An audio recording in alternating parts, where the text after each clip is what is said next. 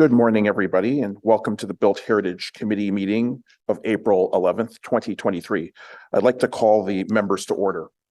This hybrid meeting is being facilitated through Zoom and is being held on the traditional territory of the Algonquin and Anishinaabe Nation, the original custodians of the unceded land in which the city of Ottawa is located. We extend our respect to all First Nations, Inuit, and Métis peoples for their valuable past and present contributions to this land. I'd like to take this opportunity to thank members Podolsky, Conforti, and Hassel for their service to our city, as this is their last meeting as members of this committee. Their important and numerous contributions have been well received by the municipality and the heritage community, and we are so thankful to have had you around this table, and we are thankful for your service. So thank you. Members are reminded to submit any motions, visual supports, or declarations of interest in writing to the coordinator at their earliest opportunity. Although the deadlines have passed for residents to register to speak and provide written submissions to this committee, residents may still make written submissions to council. All reports considered today will be submitted to Ottawa City Council on April 26, 2023. A reminder that if participants are having technical issues with their Zoom connection, they may call in using the backup telephone number provided by the coordinator. I have received regrets from member Conforti. Could the committee coordinator please call the roll? A reminder to members to unmute themselves when they're called. Councillor Kelly? Present. Member Podolsky? Present. Member Quinn? Present. Councillor Troster? Here. Member Conforti? Councillor Leeper? Good morning. Member Hassel? Present. Vice Chair Plount? Ici. Yeah, quorum. Thank you so much. Are there any declarations of interest? Seeing none, are the minutes of Monday, March 6, 2023 confirmed? Confirmed. Thank you so much.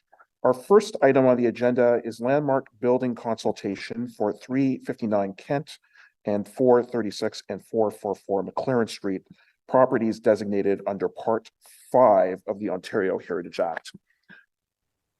The development application, a development application has been submitted for an official plan and zoning bylaw amendment for these properties. The properties are located within the Centertown HCD and are designated under Part 5 of the Ontario Heritage Act.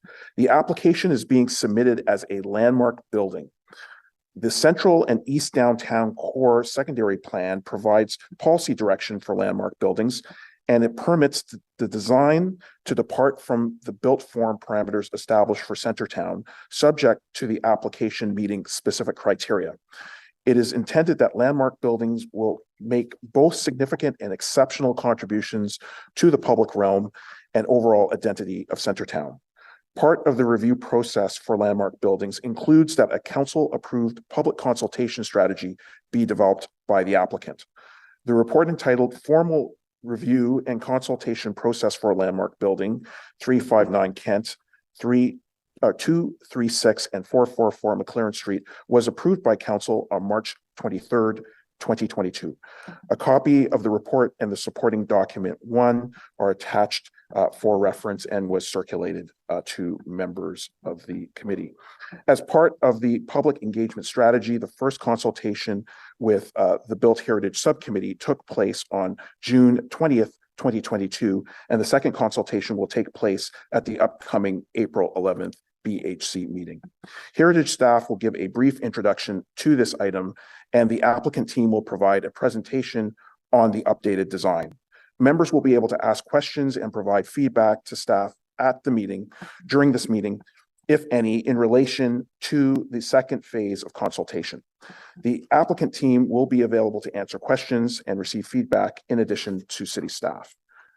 It's important to note that there is no application under the Ontario Heritage Act at this time, and staff do not have a formal position on the file, but have engaged through the Planning Act application process. The heritage permit is expected to be submitted later this year. So I thank members for their engagement and look forward to this update.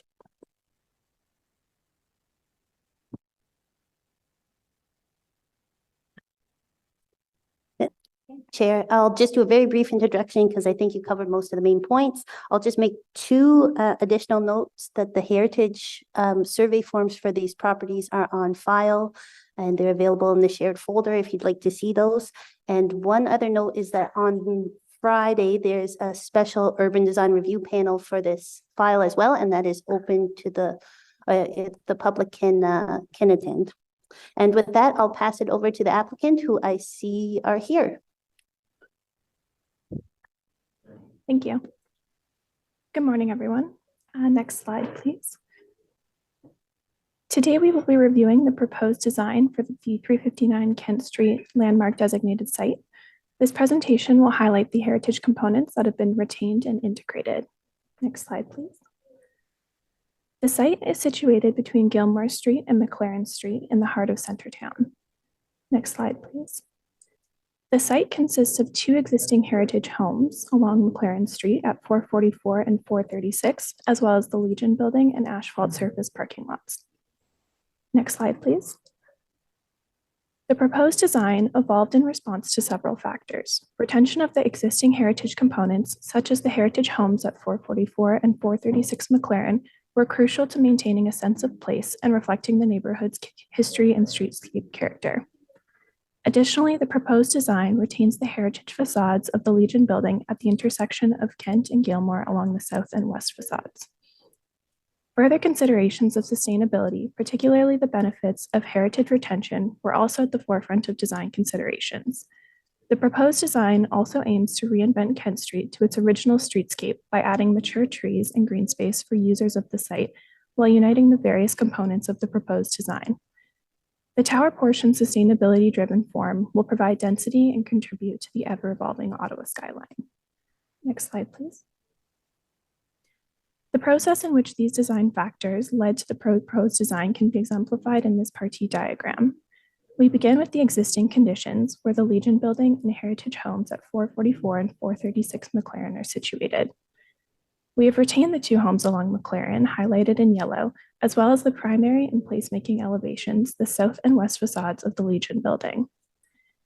Due to the desire for increased density on the site, an additional 5-story podium component has been added along Gilmore Street. Greenery at grade wraps around the heritage homes, while new green space is elevated to the new rooftop podium. The 30-story tower mass, a result of the reallocated density from the permitted 9-story yield, is regulated in height by the parliamentary view plane. Next slide, please. The tower's simple form was derived from sustainability initiatives such as improving envelope efficiency through a lack of stepbacks and minimal balcony projections, limiting glazing, and strategically opening and orienting the southwest corner to optimize collecting solar energy through photovoltaic systems. Next slide, please.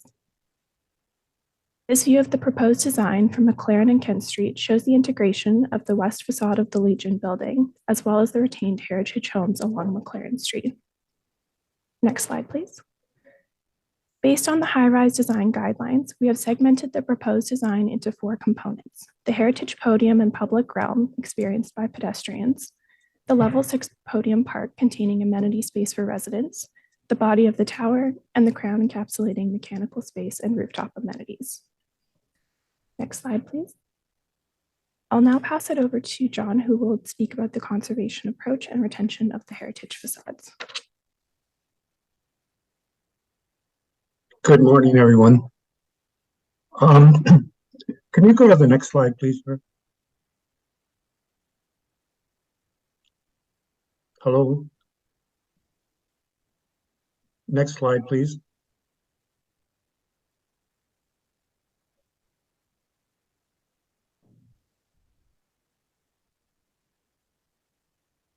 Hi, can you hear me? We're just having some technical difficulties. The presentation is stuck. It'll just be one more moment. Okay, thank you.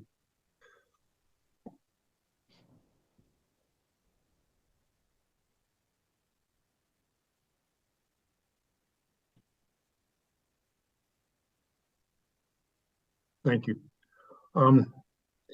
The Legion House is a purpose-built office building designed by the architect J.L. Kingston. It features elements of the international style characterized by structural simplicity of its form and a streamlined design. Its linear composition and its use of high quality materials, including smooth face limestone on street facades and aluminum detailing.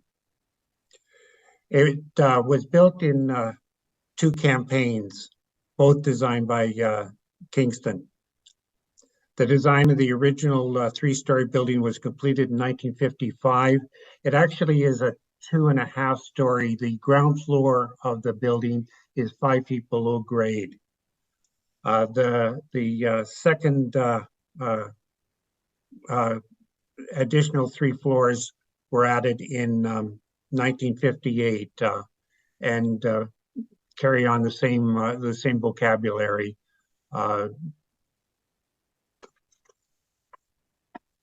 Attributes which display the heritage value of the Legion House include the silver gray Niagara forced ashlar limestone cladding on the Kent and Gilmore facades, laid up in a staggered course pattern between rows. The inside facades, or I shouldn't say inside, but the rear facades of the building are a buff colored brick, but with the same patterning of windows. The horizontal bands of windows on the south and west facade punctuated with a vertical step lattice window at the corner feature in the 1958 version. The granite cladding and carved dedication stone on the Gilmore Street entrance, including the dedication cornerstone. Can you go to the next slide, please? The 2 heritage buildings at 436 McLaren and 444 McLaren, they're turn of the century buildings. The 444 is attributed to Nofke. The plan for the 2 buildings, the 444 will be integrated as an active part of the development, with the intent of being a revitalization of the surrounding landscape area and a change in use from office to retailer services. The exterior of both the McLaren buildings will be restored and will remain separate from the redevelopment through landscape design, which permits them to be retained as part of the Centertown heritage fabric. Both properties will maintain McLaren's east-west streetscape character. Next slide, please. Attributes of the Legion House include the limestone cladding. It's basically a 4-inch material. The material itself is in good condition, and the plan will be to remove the approximately 1,200 limestone units. These will be tagged and removed in reverse order to the installation from the top down, set on pallets and stored. And then once the new tower is constructed, reassembled. The limestone cladding will be installed on a new concrete structure with either a steel stud or concrete block infill wall. We have the original drawings of both the 55 and the 58 edition. We have a fairly good idea of how it was constructed, and in fact, the sample removal is not actually the Kent Street building. It's an Argyle building, but it's built at the same time and with approximate, we're pretty sure, the same detailing. The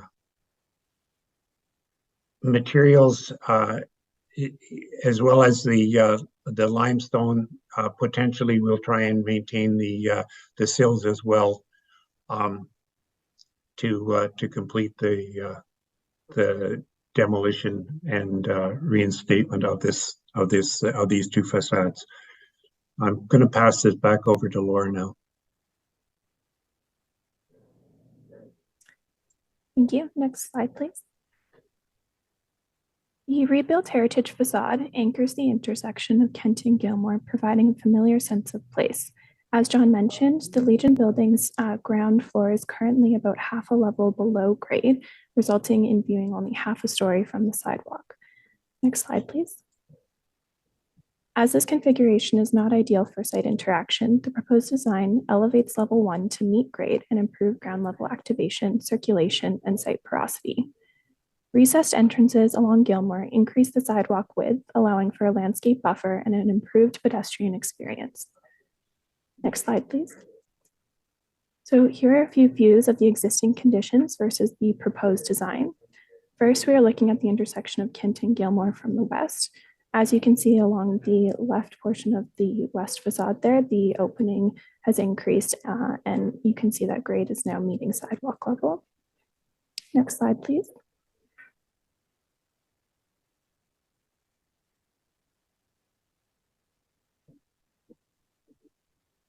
Just one moment.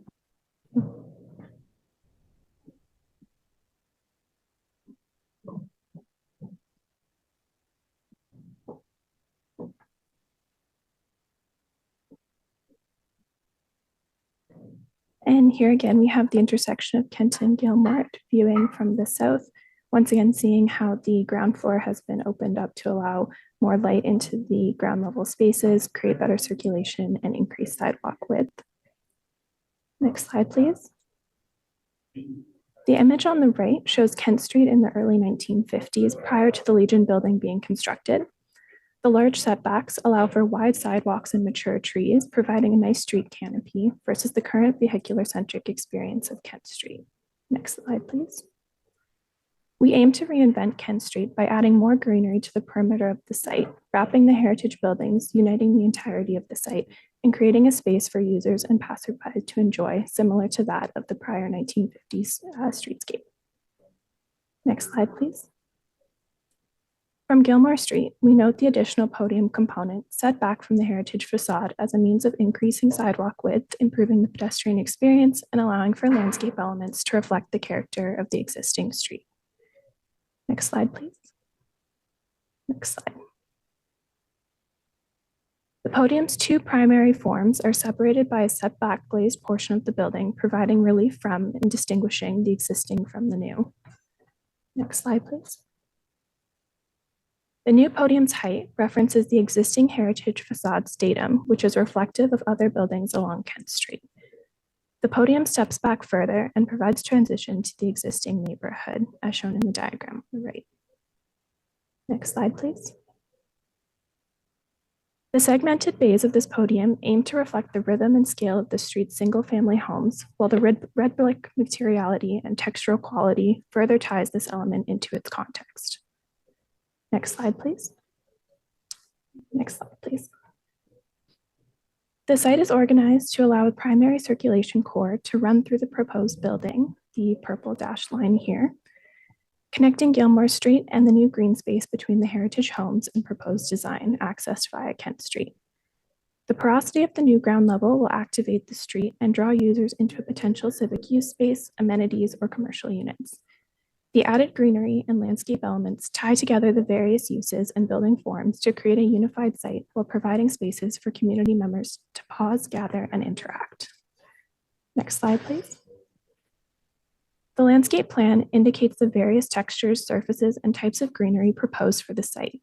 The parking garage located below the proposed building, terminating approximately where the entrance arrival space terrace is located, allows a large portion of the site to provide adequate soil depth for mature trees.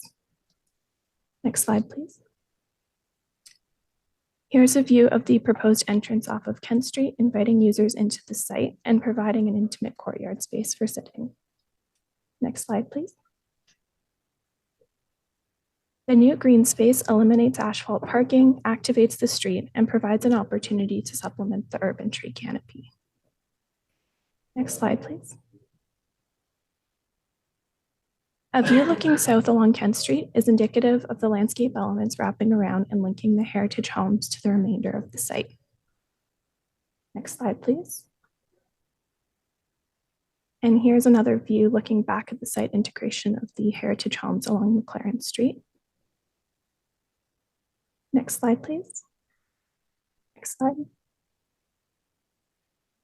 So level 6 houses a podium park with various interior and exterior amenity zones. Next slide. The animated rooftop will provide users with exterior green space, create habitats for urban wildlife. Next slide, please. And mitigate the urban heat island effect. Next slide, please. Here's another view of the level 6 amenity park. Next slide, please. Next slide. So the tower design derived from sustainability initiatives to be simple in form also is set back along with the level 6 podium parks purposefully inset from the heritage facade, providing relief from the existing form and allowing the towers to be set back from neighboring buildings. Next slide, please. The light colored materiality also aims to float above the retained facades as opposed to a heavier, darker, more imposing form, as the tower is experienced from both the pedestrian level and further away as part of the Ottawa skyline. Next slide, please. Here's just another image along Gilmore Street. And next slide, please. The crown of the proposed tower extends the architectural language while encapsulating the mechanical space and rooftop amenity. Next slide, please. And lastly, we have an image of the level 30 rooftop amenity space showing the potential for integrated solar capturing photovoltaic systems and as well as the amenity space. And next slide, please. Thank you. Thank you so much. I'd like to thank John Stewart and Laura Clark for the presentation as part of the consultations on this landmark building, which is prior to the formal application process. Does the committee have any questions for the presenters? And I see that Member Hassel has raised her hand. Thanks, Chair King. I had a quick question. It's a really thorough presentation, but a quick question specific to 436 McLaren. The other residential house, you can see a clear relationship between the tower site and this retail supportive amenity, but 436 seems to retain its original residential function, and the site plans seem to show it separate from that broader concept. So I was wondering if you could elaborate a bit on what that envisioned role is, how it ties into the development, and I suppose why it was acquired in support of this. I can speak to the first part of that question. 436 is potentially a site for civic use. It is not currently determined what the civic use space will be. There's potential for it to be within the Legion building itself or potentially in the 436 building. So the use may change, but also the site integration, we're hoping to continue to wrap the greenery around to the front of 436 and also integrate the kind of rear yard of that site so that they are seamlessly tied to the rest of the development. Patrick, I don't know if you have anything else to add there. No, that's okay. I mean, it still does remain a little bit of a question mark in terms of what the final use of that particular house will be. As mentioned, as Laura mentioned, it is a little bit open-ended, and we, as the process develops and we finalize the user, we'll be able to finalize how it gets integrated into the remaining landscape concept. Thank you very much. Thank you so much. Member Quinn. Thank you very much. First of all, thank you for the presentation. And I have a couple of things that I want to ask about, but I'd like to start by saying that I think overall this is a a nice development. The integration of the historic buildings and the work that has gone in to have the Legion building make sense and be integrated, because it's challenging the way it is located on the corner, as close to the corner as it is. And also the change heading along Gilmore to the new construction that is clearly trying to have a better relationship with the traditional red brick buildings of Centertown that exist to the east on Gilmore. But I just want to clarify that this project will require rezoning in terms of height. How tall is the tower and what is it zoned for right now? Currently, Direct that to staff. okay, go ahead. Thank you, Chair. Yes, this does require an official plan amendment and a zoning amendment as well. It will be rezoned from R4 to general mixed use. The current permitted height is 18 meters, and it will be rezoned to 109 meters. And I just wanted to make it clear that this is they're at this committee meeting as a consultation, as part of their consultation strategy, and they will be back in front of committee for a heritage permit application as well. So this is their second time here, and it is very much an update on the progress of design. So all feedback is welcome. Thank you. So currently the proposed tower is 27 story. What was it? 30 stories. 30 stories, and it's currently zoned for 18. I'm sorry, I got a little. No, it's currently zoned, it's an R4 zone, and they're applying for an OPA and a zoning bylaw amendment to permit a landmark building, which is up to 27 stories, but in fact, they are applying to build a 30-story building. Right, okay. Above and beyond what is permitted by through a landmark building. Okay, thank you. Thank you, Ms. Fitzpatrick, for that clarification. And it will be coming back to us, and it is going to UDRP on Friday? That's correct. Yeah, and I believe I think the idea is that it will come back sometime in the fall. In the fall. Okay, thank you very much. And my other question pertained to landscaping, and just perhaps some more details there, because clearly the landscaping is a big component of how this site is going to the various components of this site are going to be integrated with each other, and there is a lot of the green space being moved up, attracting wildlife, the trees, trying to sort of recapture a little bit of the beautiful view of Kent Street from the 1950s that we saw. Pinch me, but I'm just wondering, we do the experience of landscaping in Centertown with concrete. Managing the health of these trees surrounded by asphalt. Just what is the strategy there? Is there some new greening concepts going to be implemented? Could you elaborate? Sure, I'll speak quickly to the notion of mature trees on site. What we were able to do in this particular scenario is that the parking garage, basically under the new building, is basically strictly under the new component, which allows us to actually plant real trees and have real root systems, and allowing for mature growth over time. So the trees that are depicted in the small courtyard, in the entrance courtyard, have the ability to actually grow and become quite substantial trees. And that basically carries through to the north end of the site, and on Gilmore, we'll be ensuring that we have appropriate soil depth and soil cells for the trees to grow to a decent growth. Obviously, they will be somewhat limited because of the parking deck underneath, but we'll do what we can to provide soil cells for them.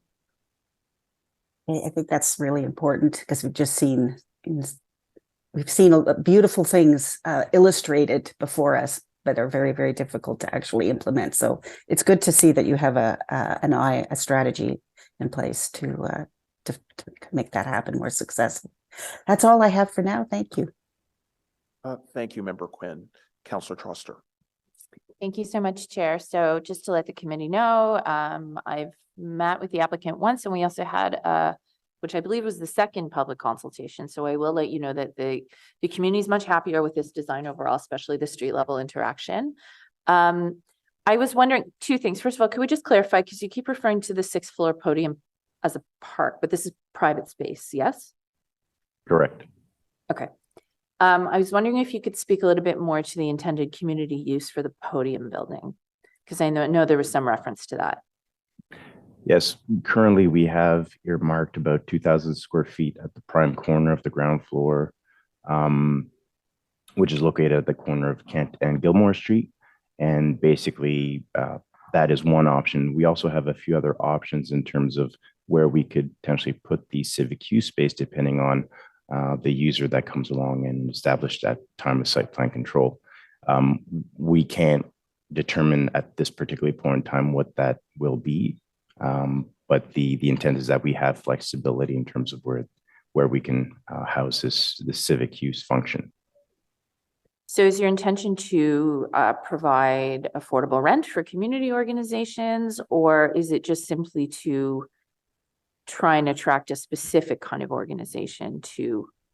I believe those might be two separate things. Affordable housing is part of this project, not specifically tied to the civic use. The civic use is a separate component altogether.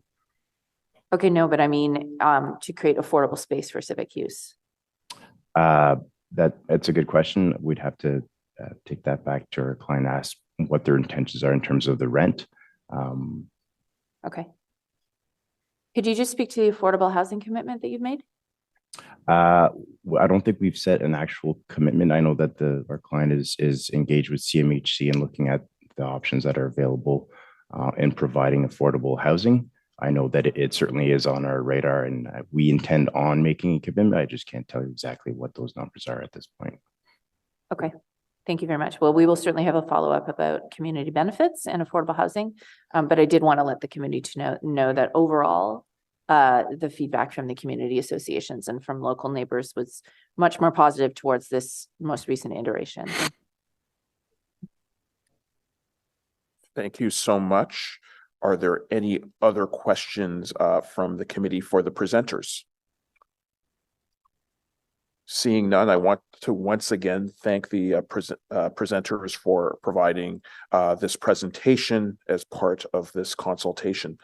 Does the committee have any questions, general questions for staff? Seeing none, do any of the members here have any comments on this item generally? Oh, and I see that Councillor Leeper has raised his hand. Thanks, Ralston. Sorry for the late intervention there. So with respect, I'm fairly excited by the architecture that I'm seeing here. It's wonderful that the whole podium on the south and the west sides can be retained as facade. It's a striking building. What are our tools to ensure that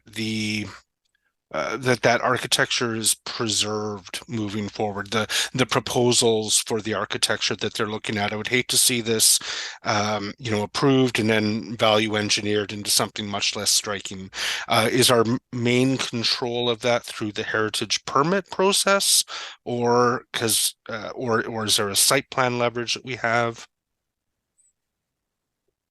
Thank you, Councillor Leeper. Yes, that's correct. The heritage permit process will ensure that the conservation approach that was outlined by the applicant during that presentation, the idea of numbering all the pieces, storing them and reconstructing them, that will be a condition of any heritage permit. So it will ensure that the work takes place. There's a relationship between the podium and the tower components that has to work. The tower component has to be sensitive to the podium component. Is that something we have control over through the heritage permitting process as well? Yes, Councillor Leeper, the heritage permit will be for the entire development. So because all the properties are designated under Part 5, the heritage permit will cover the whole development in its entirety. And will we have very specific architectural renderings in front of us when we go through that heritage permitting process to which we can tie the permit? Yes, absolutely. We'll have the renderings for illustration, but then we'll have the elevations as well. They'll be tied to those plans. Those plans are stamped at building permit and have the materials indicated on them. So we're very careful in terms of what we sign off even after the design comes forward. Fantastic. Thank you very much. Thank you very much, Chair. Thank you, Councillor Leeper. Are there any other comments on this item? Oh, and Member Podolsky. Yes, thank you very much.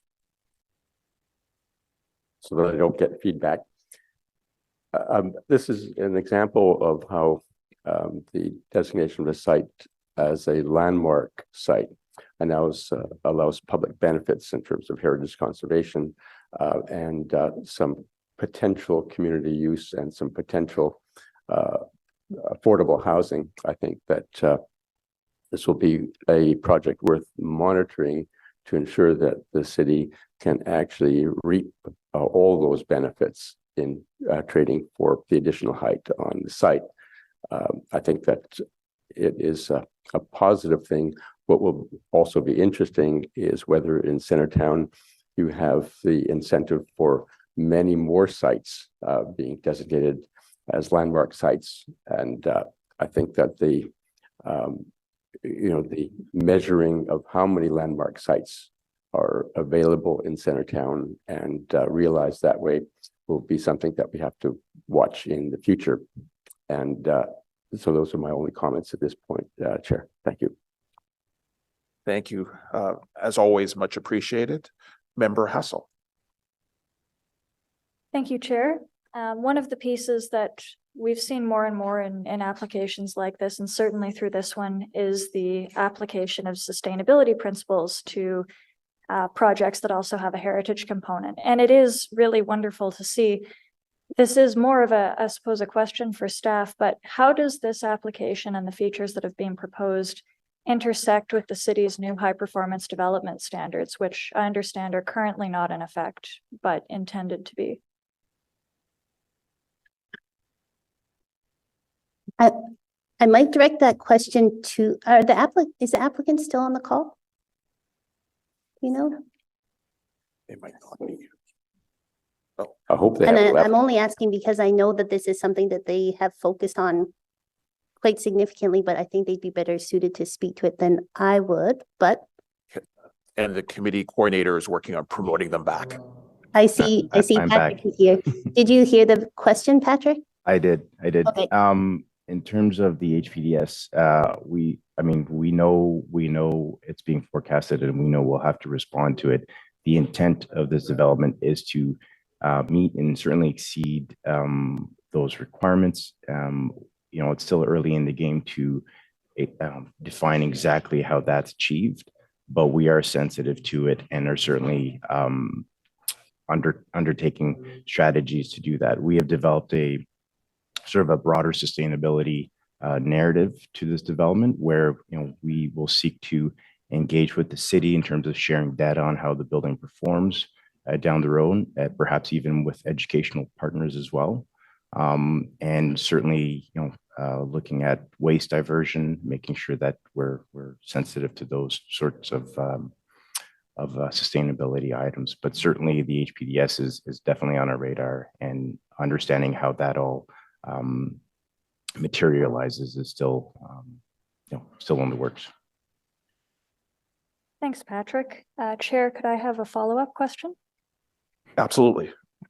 Are you pursuing any other green building or performance standard, or mainly just alignment with the city's high performance?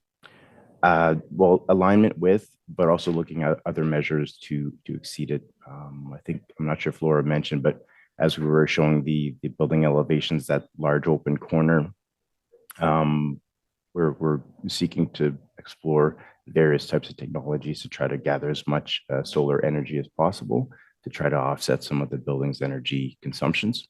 But in terms of other certifications for the building, I don't think we're intending to meet anything specific at this point. I mean, the HPDS are already a fairly high standard from a North American perspective. Coming from the Toronto, I think that Toronto's fourth version of TGS Tier 1, which is quite significant, and so it's on our radar, as I mentioned, and we'll be seeking to meet those. Thanks, Patrick. Just one other additional comment is John here. The heritage building itself, there's 1,200 panels, limestone panel, and the retention and reuse of those is an important piece of sustainability and recapture as well. It will be a significant contribution to the sustainability. Thanks, John. You're welcome.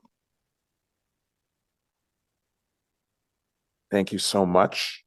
I don't see any other questions, so I really do want to thank the presenters once again on behalf of the applicant as well as staff for their interventions. And I'd also like to remind members of the committee that they can continue to submit feedback and comments on this file to Ms. Fitzpatrick.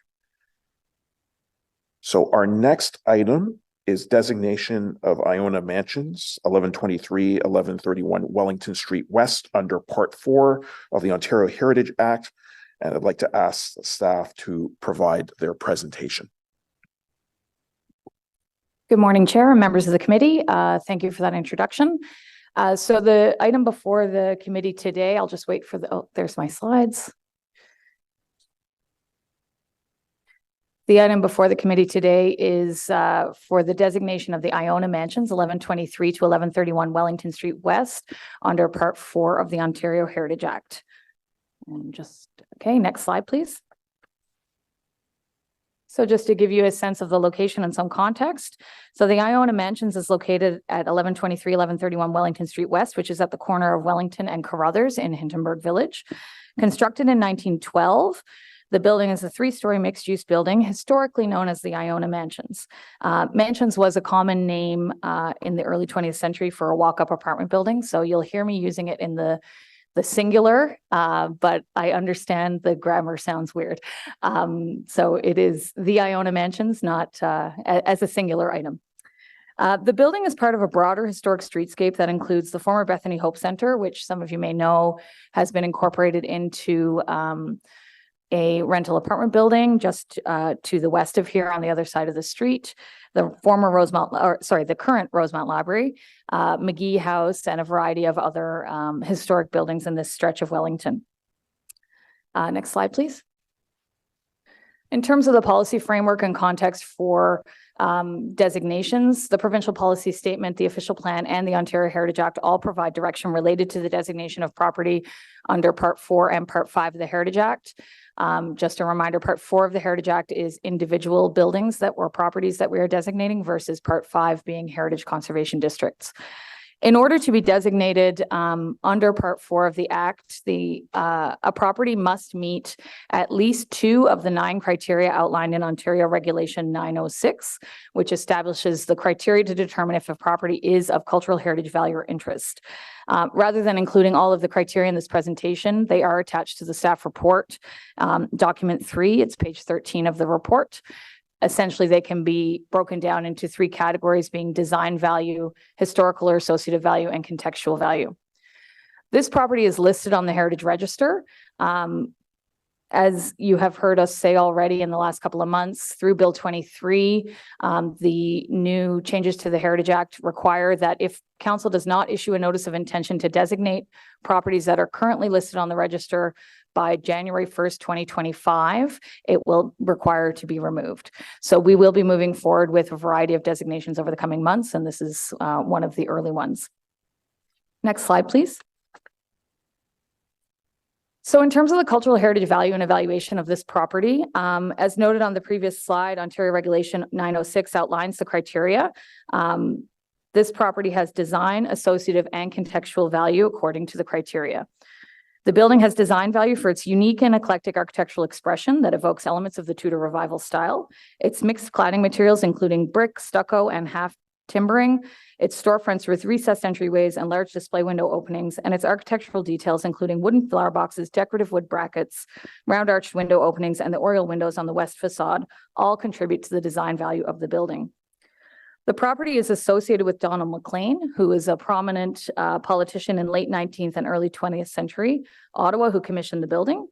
It's also associated with the growth of Hintonburg's Main Street and the growth of the village itself.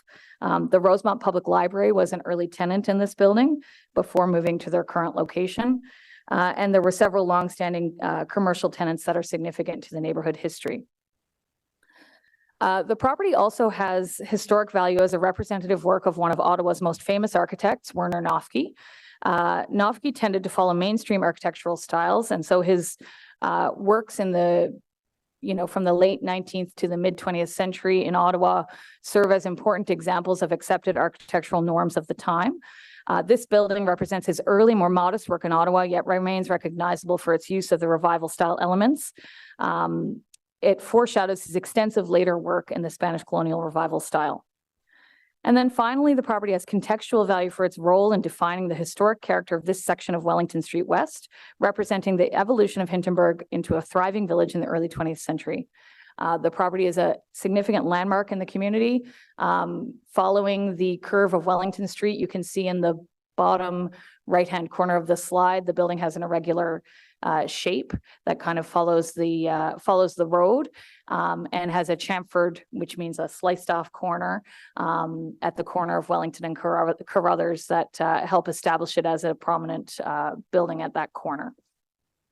Next slide, please. Just to go through some of the heritage attributes of the property. So staff are recommending that the following attributes be identified. These are physical attributes that of the building that reflect its design value as a representative work of Ottawa architect W.E. Noffke, including the symmetrical facade, the central parapet with curved pediment, the chamfered corner I just mentioned, the steeply pitched skirt roof with large wooden eaves and wood brackets, the mixed polychromatic brick and stucco cladding, the windows, evenly spaced windows giving an impression of decorative half timbering, wooden flower boxes projecting oriel windows on the west elevation, the round arched window openings, and the ground floor storefronts. In addition to these attributes which are related to the design value of the building, we have identified two attributes related to the contextual value of the property, being the irregular footprint that I just spoke about and the location on the corner of Carruthers and Wellington, reflecting the contextual value of the Iona mansions and contributing to the historic context of Hintonburg.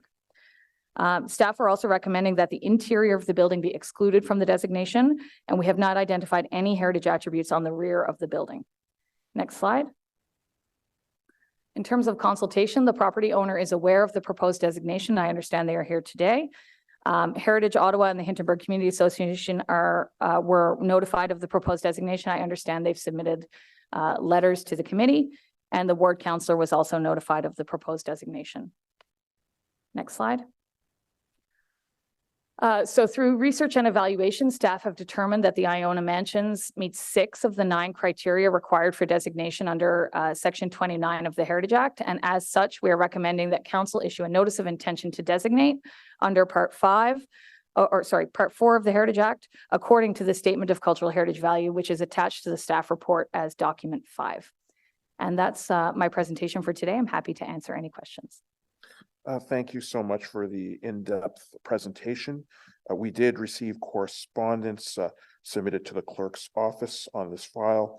We did receive letters of support from Hintonburg Community Association, as well as Heritage Ottawa, as well as 4 letters in support from area residents, as well as a letter not in support from the owner, who is asking that the building be maintained on the heritage reference list, but not designated Part 4 of the Ontario Heritage Act.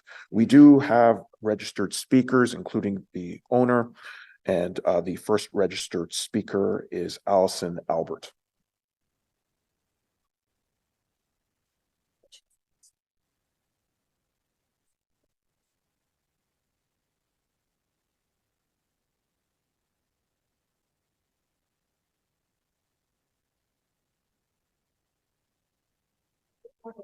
My name is Allison Albert. I would like to thank you for the opportunity to speak to you today. Anyway, I'm talking about the registering it under the designation of Part 4 of the Heritage Act. I just want to give you some information on the property. It is owned by 644067 Ontario Limited. It was purchased on February 20th, 2003. My father, Edward Moger, is the president and 100% shareholder of the company.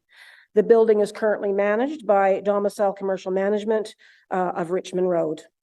My father has invested a lot of money in restoration and upgrade costs during the past 20 years. And as you have noticed, that he has also maintained the facade and kept the building the way it looks. These costs include, but are not limited to, a new roof. All windows were replaced. Outside of the building was painted. The front fire escape was upgraded. All electrical and plumbing was updated. Stacks and sewer pipes, which was a huge job, were replaced. Hydro room built, laundry room built, and all units have been renovated since our ownership. I would like to please give to you our concerns regarding our building being registered and part of the procedure that took place for us finding out. We were aware at the purchase of the building that was on the heritage list. This was referenced on our letter of direction at purchase.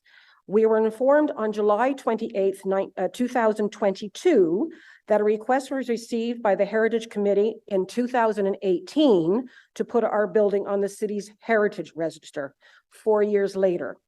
We were informed on August 2nd, 22, the I Don't Own a Mansions, 1123 to 1131 Wellington Street, was added to the city's heritage register on November 25th, 2020. We received our first letter regarding the intentions of the Heritage Committee from Adrian Van Wyck on July 28, informing us of the intention to submit. We tried to arrange a meeting with Adrian, but due to scheduling issues and COVID constraints, an appointment was never arranged. In this letter, we were told 2 mailings were sent to the owners of the building, November 2nd and December 14th, 2020, with their intentions. We never received these letters. We were told in writing from Adrian they were meant to the MPAC mailing address, which is my home address. In reference to those letters, I did get a copy on August 2nd with regards to those letters, and both those letters were not addressed to us. They were just like a blank letter saying we have a notice of intention. I thought that was a bit strange. Adrian notified us on September 22nd in 22 that he was transferring to a different department and that Greg McPherson would be taking over our designation file from him. We never heard from Greg McPherson. Due to the changes made in November of 22 for Bill 23 increased criteria for designation, the Bill 23 amendment will require, once effective, that a property meet additional criteria as prescribed in regulation to be designated as a heritage property. As we did not hear from Greg McPherson or the Heritage Office, so due to these changes to Bill 23, we honestly thought they were not going forward with a Part 4 designation. On March 1st, 6 months later, we received an email from Leslie Collins, who told us the City of Ottawa designation was going forward, and we met with Leslie and had a very informative meeting with her on March 15th to discuss the application. I give you that information to show that we really weren't aware this was going forward for almost 4 years from the time it was first brought to the attention. Please note a few discrepancies from the historical information being put forward by the Heritage Committee and the City of Ottawa's permit records. On purchase of the building, the following was noted on the letter of direction by the lawyers involved in the sale: Radnoff, Pearl, Slover, Swedco, and Dworskin. Part 6 of that letter said the City of Ottawa has no record of a building permit authorizing the enlargement of the building to 3 stories or the replacement of the balconies at the rear of the building. We, being the lawyers, confirm being advised that the City of Ottawa has authorized the changes to the building. Its records indicating at time of issuance, which is February 2003, its records indicating at time of issuance of certain permits that it is a 3-story building. And as per records, the record of building permits issued and recorded by the City of Ottawa.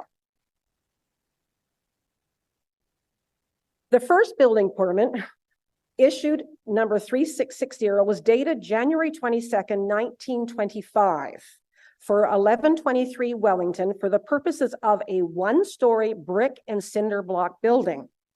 I bring this to your attention as all the historical records show the building was built in 1912. It is known that four stores were built with historical documentation mentioning the stores, etc., but no photos or information of the two-stop stories were mentioned other than the word Iona Mansions, a mixed-use building. I bring this to your attention as the Heritage Committee mentions that it's the historical importance of Donald H. McLean, who commissioned the building, died November 20th, 1924. There are no records as to when the building had the upper floors built, and it isn't until a permit number 3940, January 17th, 1948, that a third-story fire escape was added and mentioned in the permits.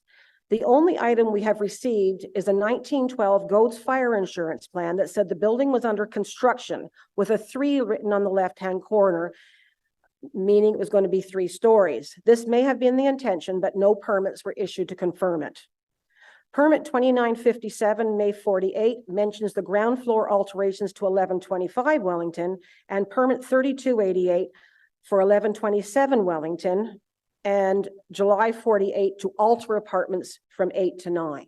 So it's hard to know when they were built, but I'm assuming maybe in the 30s and 40s. We are not sure when the upper floors were built, but my husband was renovating an apartment on the 2nd floor years ago, and he did find roof shingles in the wall of the 2nd floor.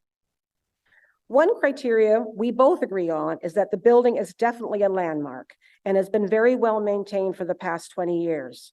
The only special tenant of historical interest was the Rosemont branch of the public library, who outgrew the Rosemont School and waited until its existing home was built before moving back to Rosemont Avenue. Other than that, it has been a mixed-use store and apartment building, with certainly some stores that are well known. It is unclear to us if it needs to be designated under Part 4 of the Heritage Act. In closing, the building was purchased with the knowledge that a lot of work and money would be needed to restore the building and make it a good investment property, which was its intentional use at the beginning. Please be aware that the lack of parking for customers and tenants alike has been a constant concern on that section of Wellington. That brings us to today. My father has just turned 92 and is doing some estate planning, and he is considering putting his building up for sale. It is a concern that having the building registered under Part 4 of the Ontario Heritage Act will limit us to potential purchases. Thank you for the opportunity to bring our concerns forward, and we ask that the building be maintained on the Heritage Reference List, but not to be designated Part 4 of the Ontario Heritage Act. I am Allison Albert, Secretary Treasury of 64407. Thank you, Ms. Albert. And I did give you some leeway because the letter was just circulated this morning. So just so my colleagues know why I permitted you to go over the 5 minutes. You do have a question. Well, I just thought it would be fair for them to hear that hearing. I wasn't sure if the letter had been circulated, but we do have a question for you from Councillor Leeper. Councillor Leeper. Thank you very much, and good morning, Allison. So I am the ward councillor for Kitchissippi. I'm sorry, I'm at home sick today. So Allison, I will have questions for staff about the process. I assume that they followed what is legally required of them. Much more important to me is whether or not the building meets the criteria for designation. I would absolutely hate to see this building put on the market and then demolished. A building that is on the Heritage Reference List means that the city has 60 days in order to determine whether or not a building should be designated and issue a decision as to whether or not it's going to be designated. It's kind of a last hope for designation for important buildings. I do believe that this building is an important one to keep.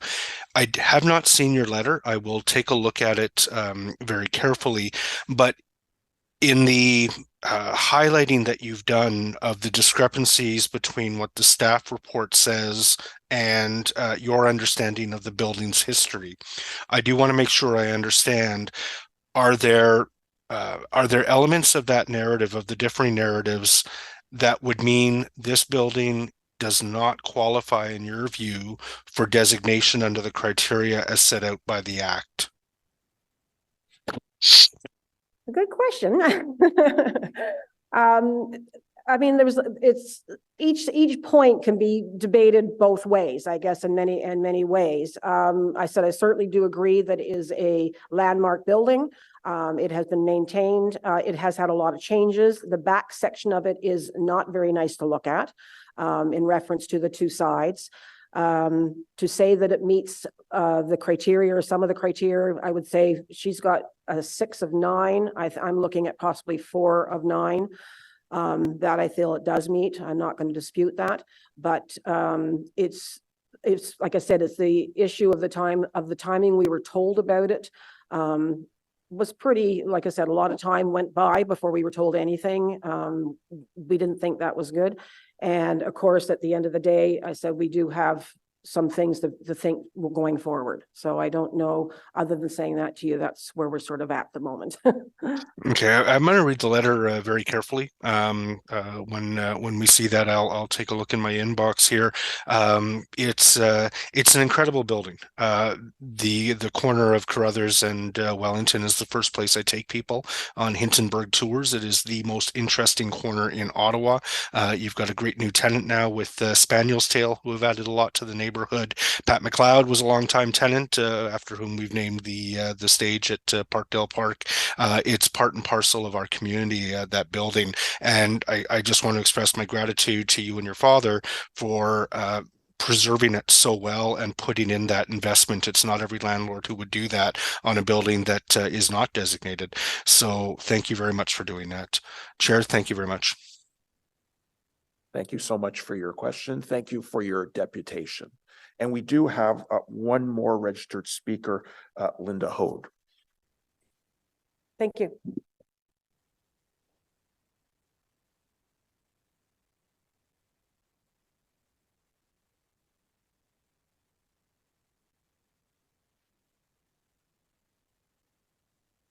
Morning, Chair and members of the Built Heritage Committee. I'm very pleased to be here. This is the first time that I've been in this room for, I can't remember how many years. As you know, the Hintonburg Community Association is in support of the application to designate this building.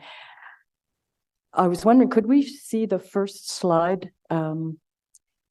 That sort of the page, that title page. Yes, thank you. I learned when I was starting to give walking tours of Hintonburg and had done some research on this building, that in the neighborhood, it's not known as the Iona Mansions, it's known as the Angel Building. And you can see why, if you look at the center, the shape of the stucco in between the two roof sections. This is something that is community knowledge. It's not recorded anywhere. It is, as Councillor Leeper said, a very important building to us in the neighborhood. It was part of our first walking tour, which we undertook in 1993 when we discovered that the village had been incorporated in, we did the walking tour in 1993. The village was incorporated in 1893. It was the 100th anniversary. The building obviously wasn't there. With respect to some of the concerns raised by, or questions raised by Mrs. Albert, the information that has not been referred to in either the report or in the letter, there is information from city directories, which lists, and I guess we don't do that anymore, do we? But the historic city directories list an address and then what's at that address. And the city directories do indicate that there were a number of apartments, and they were lettered in the earliest years. So it's not absolutely certain one can prove that it was a 3-story building. But there were definitely residents in the building from 1912-13 onwards. And the number of apartments changed from time to time.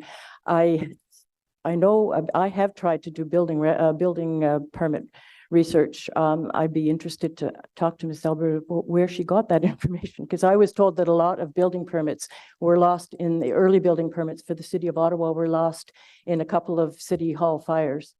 But we do have, I think, sufficient evidence. I can't remember what the Nofke notebook said about the building. It was proven that he built it because he has a notebook in which he recorded his commissions and the money that he was paid for the work that he did, in this case for Donald Hector McLean.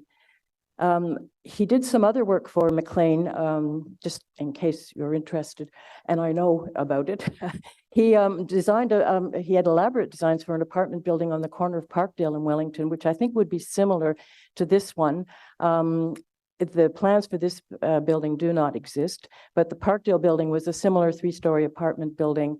It looked like it was going to be pretty luxurious. He also did some sketches, very preliminary sketches for a theater, movie theater, I think, and apartment on the corner of Irving and Wellington, where I now live in the Eddy apartment. So he did quite a bit of work for Donald Hector McLean in Hintonburg.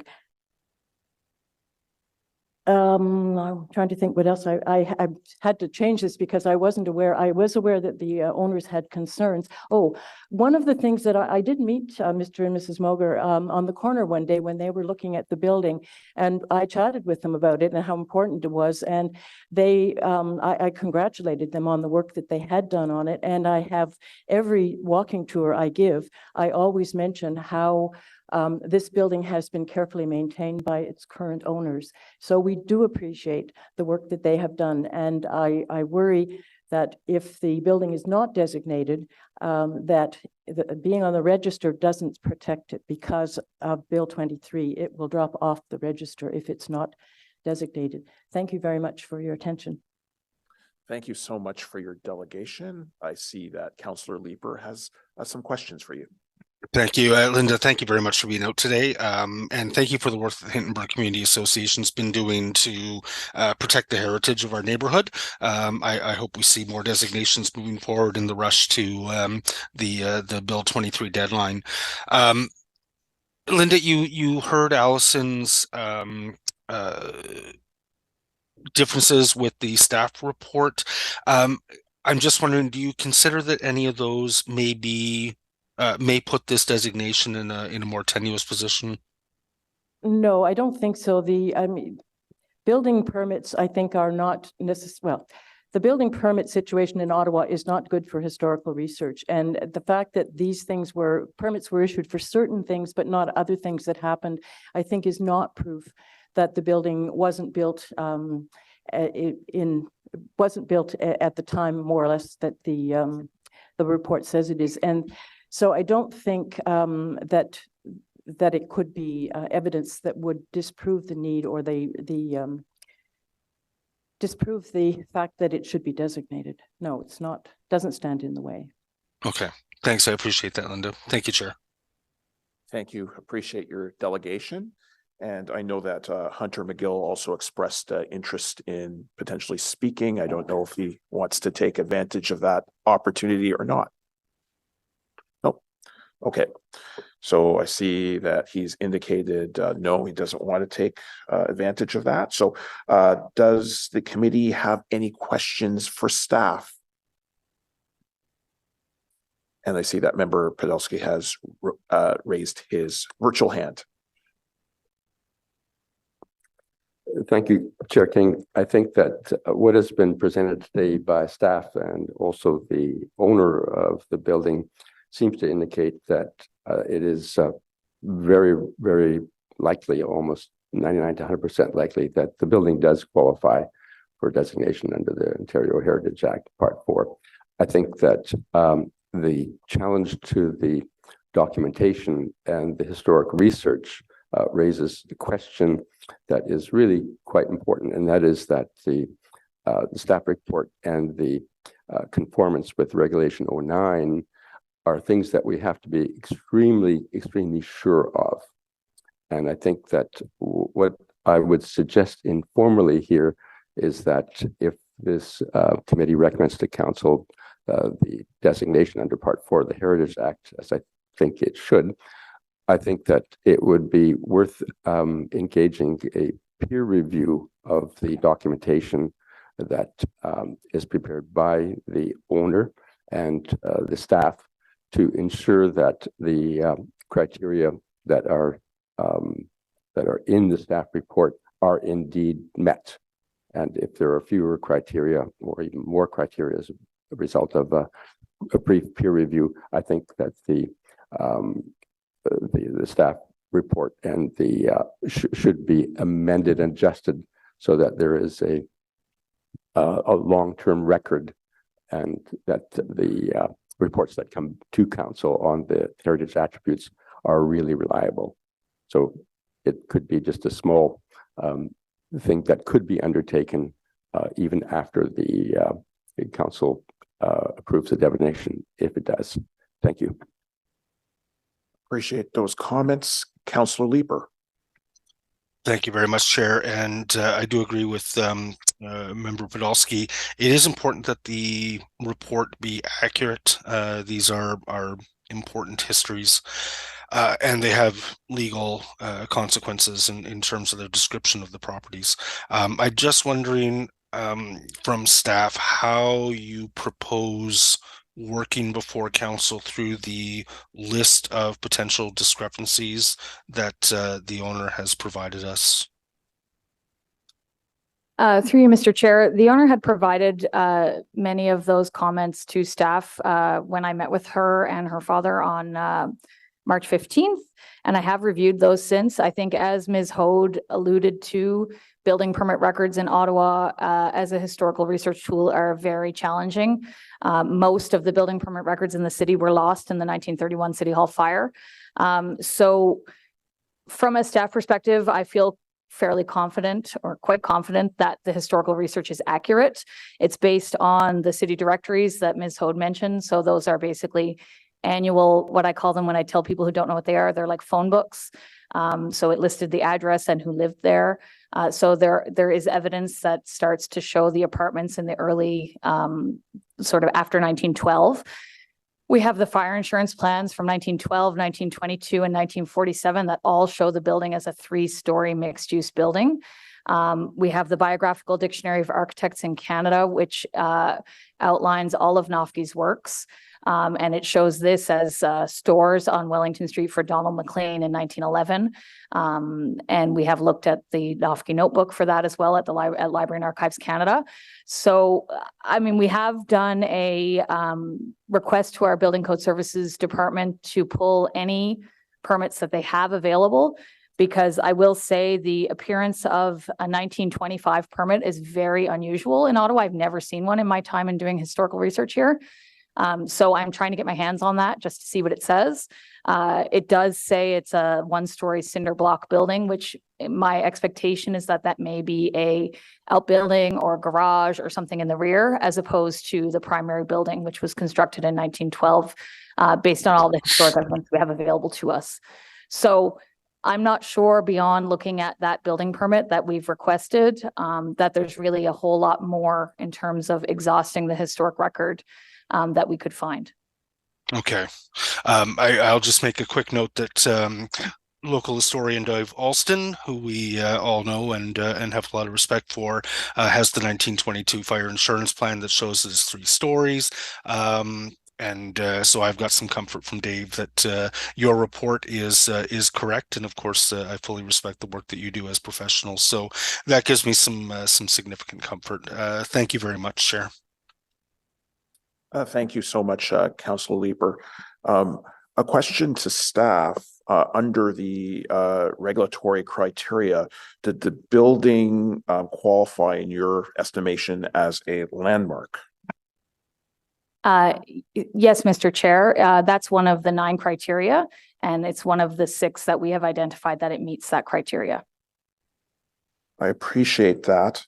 I think in terms of the letter that was circulated, just want you to know that staff has worked on scanning that letter, and they're going to ensure that it is circulated to the committee. That unfortunately was just submitted late, but we want to ensure that that information is circulated to the committee. But the letter does recognize from the applicant that it is definitely a landmark. And we thank the applicant for maintaining that building over the last 20 years in excellent condition. Do any of the members have any other comments on this item?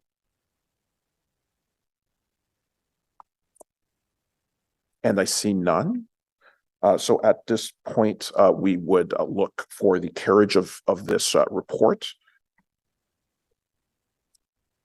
Carried. Carried? Carried. Thank you so much. This report will be submitted to Ottawa City Council on April 26th. Our next item is the cultural heritage evaluation of the former Canadian Pacific Railway Bridge. Before we move ahead with that, I understand that there's a motion from Member Podolsky. Yes, thank you very much, Chair King. Motion which I would like to table at the Built Heritage Committee is to proceed with the designation of the railway bridge under Part 4 of the Heritage Act. And I'll read the motion, please. Whereas the Heritage Analysis and Evaluation Report attached as document 5 finds that the former CPR bridge meets the requirements of Ontario Regulation 0906 for designation under Part 4 of the Ontario Heritage Act. And whereas the Heritage Analysis and Evaluation Report finds that the bridge is one of the last remnants of the historic railway infrastructure leading to the core of the city, and whereas the report recommends against designation of the former CPR bridge under Ontario 4 of the Ontario Heritage Act until other considerations are assessed through a municipal class environmental assessment. And whereas the City of Ottawa has designated properties under the Ontario Heritage Act where private sector, institutional, and public owners have objected, citing valid other considerations. And whereas the City of Ottawa, as owner of the former CPR bridge, should not be perceived as exercising a double standard by making the designation subject to other considerations. Therefore, be it resolved that recommendation 3 of the report be removed and replaced with the following. Issue notice of intention to designate the former Canadian Pacific Railway Bridge under Part 4 of the Ontario Heritage Act. And be it further resolved that the staff be directed to prepare a statement of cultural heritage value based on the Heritage Evaluation and Survey form attached as document 5 for consideration by Council.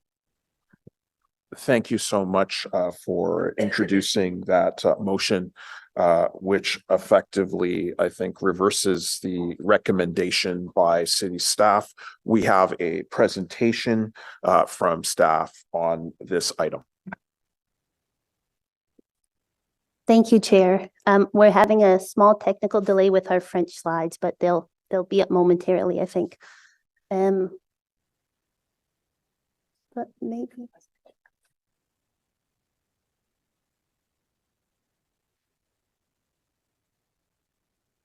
Just go ahead with the presentation. Yeah. Oh, actually, yeah, we can do the English one here. And I'll just make a note to members of committee that we'll be presenting just on the staff report, so it's not a direct response to Member Podolsky's motion, but we'd be happy to speak to it after. So this report is on the cultural heritage evaluation of the former Canadian Pacific Railway Bridge. I guess I can do my own slide. This will work. It's located on the Rideau River, south of Highway 417 and adjacent to the University of Ottawa Lee's campus. Some information on the bridge. It was built in 1898 as an 8-span through-plate girder bridge. It was constructed as a passenger line from Ottawa to Montreal and was operated by the Canadian Pacific Railway. It was abandoned in 1966, converted to a pedestrian and cycling bridge, and retained by the city in 1996. It currently has no heritage status. It is not listed or designated. In 2018, the city undertook a detailed condition assessment and renewal option study, and it recommended that a municipal class environmental assessment be undertaken. Some background in terms of why the report is in front of the committee today. In October 22, Built Heritage Committee, a motion was carried that with direction to staff to undertake an evaluation of the heritage value of the bridge, submit a report with the heritage evaluation and recommendations on designation, and consider stabilization works if needed to prevent deterioration of the bridge. So the first recommendation is to receive the heritage evaluation and analysis report for information. That's attached as document 5. Staff reviewed the bridge, similar to the criteria Leslie just used for the previous property.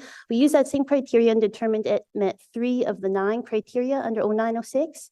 It's an early representative example of a through plate girder bridge. It's a remnant of the historical rail infrastructure leading to the core of the city, and it is historically and functionally linked to its surroundings.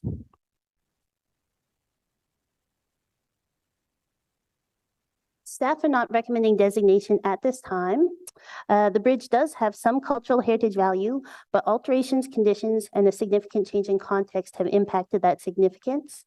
Some of the alterations to the bridge include 3 major rehabilitations, the encasement of the masonry piers and abutments in concrete, the replacement of the wood decking, timber rail ties and timber curb, and the 2018 study identified that the bridge is in overall poor condition with several components showing advanced signs of deterioration. Those components include the steel elements above and below the deck, the steel coating systems, and the coatings on the abutments and piers. Most significantly, I would say it would be the change in context. So the surroundings of the bridge have shifted dramatically. You can see the historic photo at the top and the current photo today. The reconfiguration of its connections and the development of major transportation corridors have physically and visually disconnected the bridge from the core. It has minimized some of those historical associations with the rail infrastructure in the core.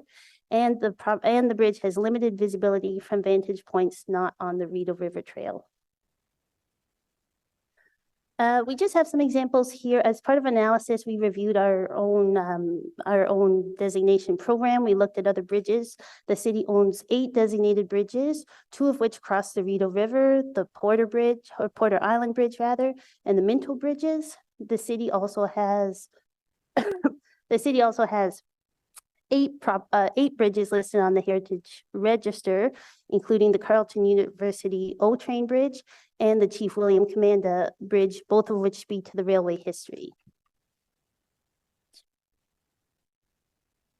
I'm just going to take over for Anne for a moment. She's losing her voice. Oh, now I'm going to cough. Recommendation 2 of the staff report is to ensure that the municipal class environmental assessment includes identification and consideration of the cultural heritage value as outlined in the heritage evaluation and analysis report, and an evaluation of all renewal options, including a rehabilitation option that would include retention of the bridge. The research conducted by Heritage Planning staff will be included as a resource in the environmental assessment process, and the city will evaluate all possible options for bridge renewal, including rehabilitation, as well as other alternative conservation options. Next slide. Thanks, Leslie. Oh, okay. So staff are recommending that that the municipal Class EA process take place. As I mentioned, that was recommended out of the 2018 study. The municipal Class EA will look at a wide range of factors: land use planning, social environment, Indigenous peoples, economic, and cultural environment, which includes built heritage. So what other information will that provide staff with? Heritage studies like the Cultural Heritage Evaluation Report, a Heritage Impact Assessment, a Conservation Plan. It will look at a wide range of conservation options, including retention of the bridge, minor modifications, bridge replacement with a sympathetic structure, and it will provide for additional consultation opportunities. Just some examples here of other non-designated bridges that have recently undergone rehabilitation. So the Chief William Commanda Bridge on top and the Bank Street Bridge on the bottom. The Chief William Commanda Bridge went through this EA process. The last recommendation is that staff come back to Built Heritage Committee with the findings of the Class EA and provide a recommendation regarding designation under Part 4 of the Heritage Act. That would be anticipated for Q1 of 2024. And then the last slide is about structural maintenance, which was the third point of the original direction to staff. And it's just a note that the bridge safety is currently being maintained through regular inspections and minor repairs. Deterioration will be addressed through the life cycle renewal analysis. And the bridge renewal efforts are prioritized based on risk and criticality. And then I just wanted to make a note that Heritage staff have been working closely with staff in infrastructure and water services, and they are also here today. Thank you. Thank you so much for that detailed presentation. We did receive correspondence that was submitted to the clerk's office on this item that included letters of support from the Old Ottawa East Community Association, as well as Heritage Ottawa, as well as 4 letters in support from residents, which also included a petition. We do have 1 speaker registered, and that is David James.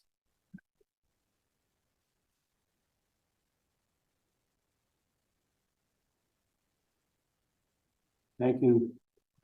Yeah, thank you, Chair King. This is the first time I've appeared in person at a committee meeting since the start of the pandemic.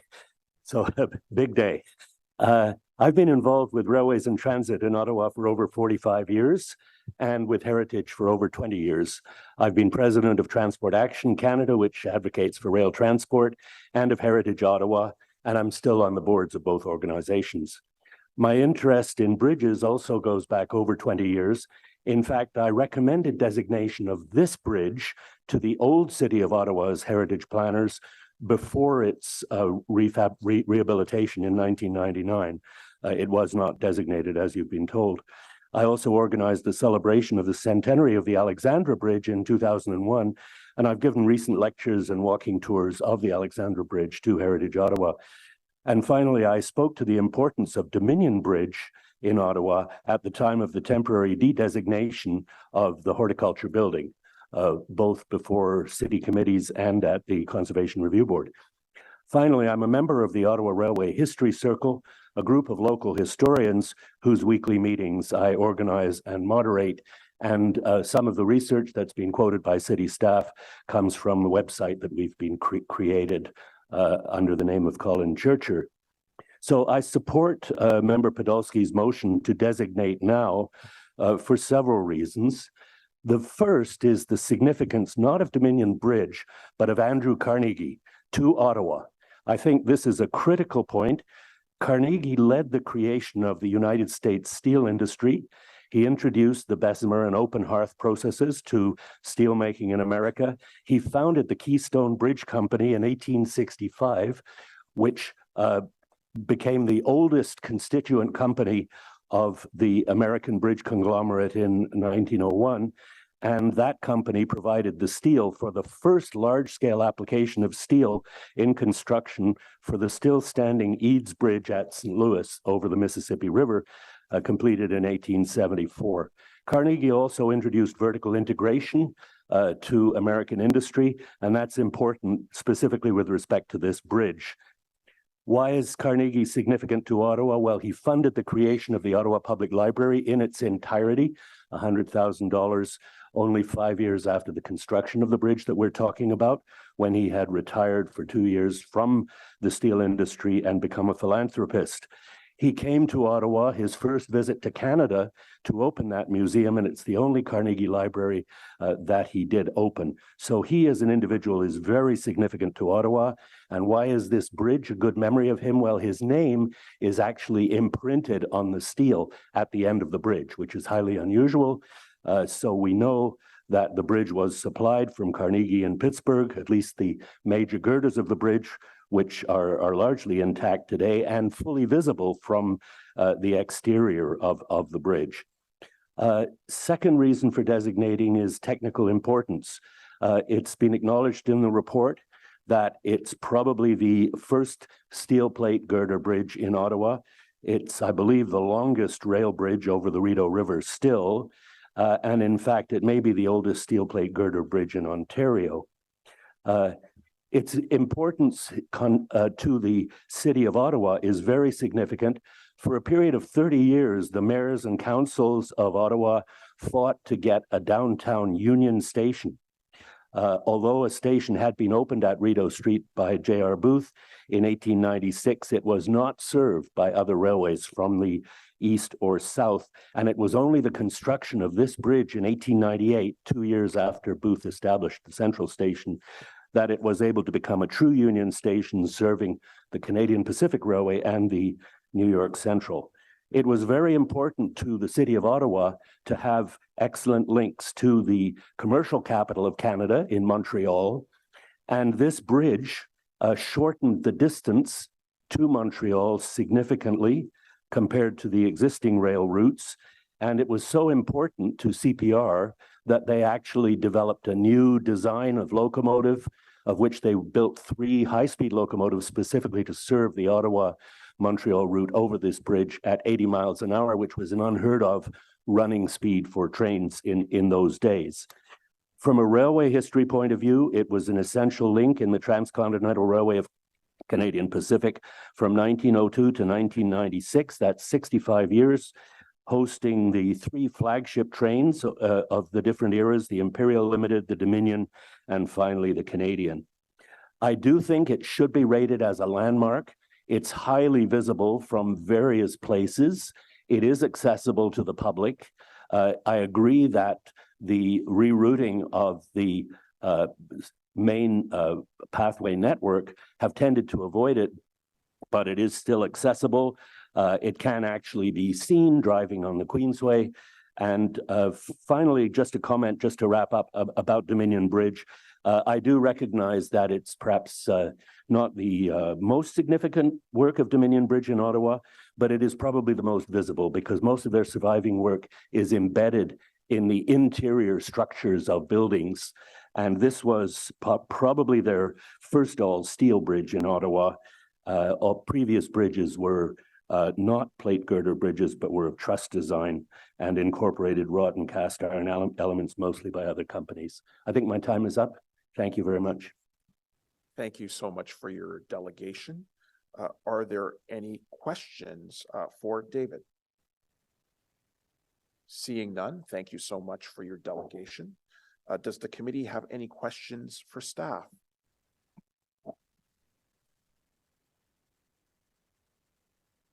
Member Podolsky.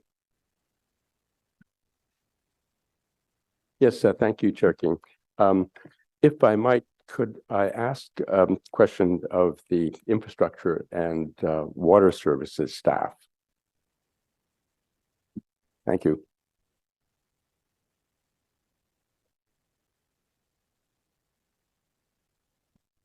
Mr. Chair, we have 2 members of our infrastructure and water services staff with us today. We have Sajad Haq, who's the program manager, and we also on the line, I believe, have Sue Johns, who's the manager.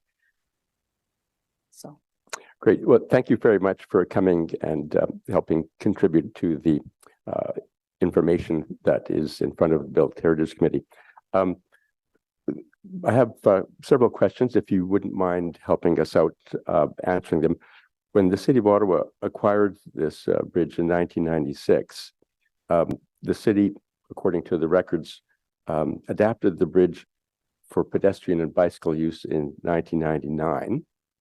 And however, no comprehensive rehabilitation of the essential structural elements of the bridge were taken at that time, according to the Parsons report of 2018, or any time since. And in 2018, the city received the Parsons report identifying deteriorated conditions. The report reveals not only was there no major structural repairs carrying out during the city's stewardship, but that no protective coatings were ever applied since the steel was last painted in 1969. And so the question for all of us is, why has the city neglected to repair, maintain, and protect the basic structure of this historic bridge that it has owned for the last 27 years? Thank you, Member Pawlowski. Since taking the bridge over in 1999, the city has been monitoring and inspecting this bridge in accordance with the Ontario's Bridge Inspection Manual. And the programming of our bridge renewal is based on risk and criticality. So it has been on our radar for several years, but based on the risk and criticality, we have not been able to get to this bridge any time earlier. A second question that would help the committee is that when the city commissioned the 2018 report, why were no even basic interim measures taken at that time? So can you repeat your question, please? The question is why haven't immediate repairs that were recommended in the 2018 Parsons report or even basic interim protective measures undertaken from the time of the report? So we have been doing the immediate maintenance need to address the safety of the public. So that maintenance has been done through the city's crews. And in order for us to undertake the maintenance, we will embark on a study. And eventually we initiated a design project, which is kind of currently on hold just because of this designation discussion. So that's our eventual next step in addressing the bridge deficiency. And Chair, if I might, just two other questions that I think are of relevance here. And that is in the 2002 staff memo, which your department approved, it explicitly pointed out that the bridge has no heritage status and it is not designated or listed on the city's heritage register, which is true. The question is, in 2018, when you initiated the assessment of the bridge, why was a heritage assessment not requested of the city's heritage staff at that time or at any time between 1996 and 2002 to help the infrastructure and water services staff before advocating the replacement option rather than the rehabilitation option in your 2002 report? In other words, why didn't you ask, that the city has a heritage policy and that this bridge was likely to qualify? Why wouldn't you ask the city staff sitting next to you to have undertaken this assessment back in 2018? Thank you, Member Podolsky. Any bridges in the city that is more than 40 years old is typically goes through a heritage assessment as part of the standard process. So as we are embarking on the preliminary and detailed design, the cultural and heritage evaluation was to be part of that preliminary design exercise. And at that point in time, we determine the heritage value and we go from there. So it was part of the process, but like I said, it was put on hold. And just a final question, if I might, and that is in the Parsons report and in your own project charter of 1922, you indicate that a municipal class assessment is required for this statutory perspective, and also the acquisition of land from the NCC and the University of Ottawa would be needed for the bridge replacement option. And the question is, would an environmental assessment or land acquisitions need to be undertaken if you simply exercise the rehabilitation option? The plans are still at the very preliminary level for the rehabilitation, but what we know from the current study that we will not need any kind of land acquisition for the rehabilitation of the bridge. But would an environmental assessment be required if you simply repaired and rehabilitated the bridge? As of today, if the bridge is not designated, we will not have to do any EA for the rehabilitation. But if it is designated, then we'll have to do one. Okay, thank you.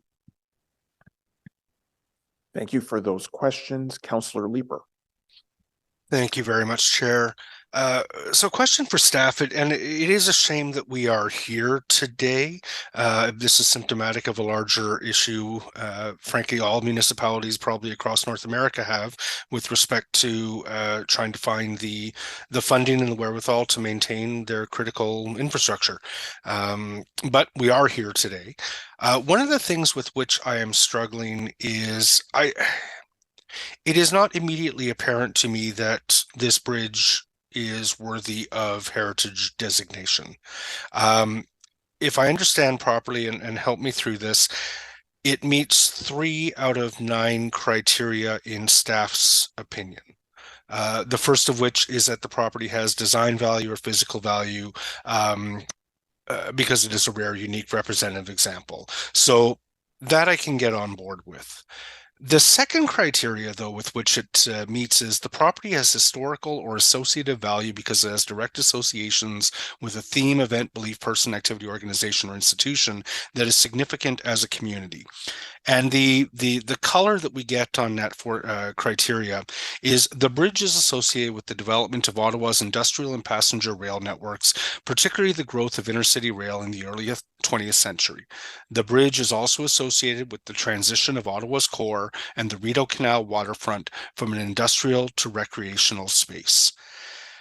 Is this an obvious yes with respect to meeting the criteria? It seems very vague and very general, and in my view, tenuous.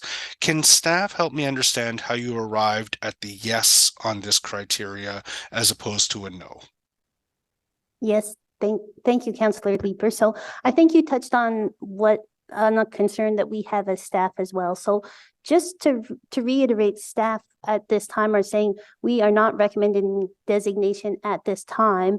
And one of our concerns is that some of those historical associations which we've identified, and this was a bridge that led to downtown, and that is a significant piece of the railway history in Ottawa, has been impacted by some of the changes in the surroundings. So that's partially some of the reasons why we're thinking we should go through the EA process, which will give us more information about the bridge. It will undertake the cultural heritage evaluation report, which will study the bridge, the heritage impact assessment, which will look at what possible impacts on the bridge could happen from different conservation options, and then finally a conservation plan for whatever option is determined. So I would say in terms of its overall significance, we just saw the item that was just in front of this committee before was Iona Mansions, which had a clear cultural heritage significance in terms of its context, in terms of its architecture.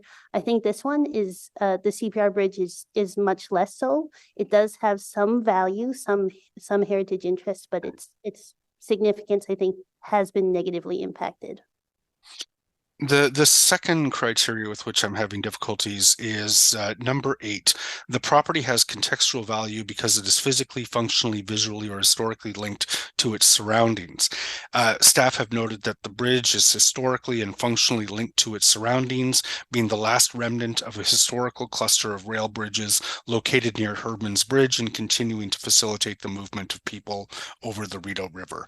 Again, I'm having difficulties accepting that this is a really clear yes. This is a criterion that we should say yes to meet the numerical threshold for full designation. Can you help me understand how staff evaluated whether the bridge is historically and functionally linked to its surroundings or not? Yes, thank you, Councillor Leeper. So I put on the screen, but I'm not sure if you're able to see it due to our technical difficulties, but the historic photo of the bridge, and it shows that it was once part of 4 road and rail bridges that were located in this location. So we did think that it was a remnant of this historical landscape that did used to exist in that area, and that it did tell that story. But you're touching on a concern that I think our team had as well, which is some of the legibility of those associations have been impacted and are maybe more slightly more difficult to pick up on. So we did think it was a yes for that reason as part of a cluster, but again, the legibility of those associations has been impacted. Yeah, it's not clear to me today that, this meets the required 2 out of 9 criteria met in order to qualify for designation under Part 4. I am very comfortable with the staff recommendation to hold off on designation until such time as this committee can make a more thoroughly informed and more confident decision that it is something that is worthy of designation. So I will be supporting the staff recommendation today. Member Podolsky, I'm sorry I can't vote today in favor of a designation. I don't have that confidence that the criteria have been met. Thank you, Chair. Thank you, Councilor Leeper. Councilor Menard. Thank you very much, Chair. Can you hear me okay? We can. Okay, thanks so much to staff for the report, as well to my council colleagues that this touches on. Obviously, Councilor King, Councilor Plante, we've discussed this, and I think it's important that we're at this point today in terms of the discussion around this bridge, given all the historic value that exists here. It's a 124-year-old bridge. And is entirely in Capital Ward, but connects all of our communities, and is an important link. I don't think anyone's denying the importance of that link and the usability of that bridge. I guess some questions for me to staff are around the representation from the various community associations. So obviously recognizing the bridge serves many communities and neighboring communities. It's an important pedestrian and cycling link that exists now. We had established that group of representation from community associations as the primary point of contact between the project team and the community. So I guess on this score, in terms of the staff recommendations, when will that group be re-engaged, and how will they be engaged through the process that you're recommending?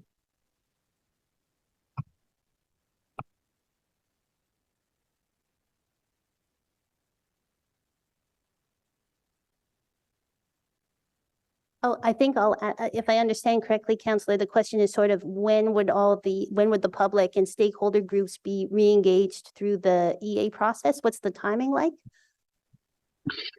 The public portion of that is fine, but I'm particularly want to touch on the group that we had formed with community associations and representatives on this topic previously. So both answers would be great, Chair, if possible. So thank you, Councilor Menard. I can answer that question. So once we embark on the EA process, it will outline all the consultation with the communities, and we'll have a proper consultation plan in place, and we'll communicate with the associations. Okay, if I could just encourage that to happen sooner rather than later. I think they've been engaged to this point, but this is obviously an important link for them. Whichever way we end up going, this is going to be an important piece for them to be discussing with you. And I think that group was meant to be that primary engagement for their representative community associations and the communities that they are part of. So if I could encourage you to do that as soon as possible, if this report is passed today, that would be very, very helpful. I also wanted to just touch on some of the presentations that were previously made on this. I think having an EA is obviously important. If it was going to be designated in this way, we would need an EA anyway, as an answer to Mr. Podolsky's question. But the legacy of these railways in Ottawa and Old Ottawa East and their industrial impact obviously shape our community as we see it now. And if costs were the only consideration, we would have very few heritage structures and features in our city if that was just the cost of preservation and restoration. So obviously it goes much further than that I know the EA process will look at. And of course, the report coming to light now after several years of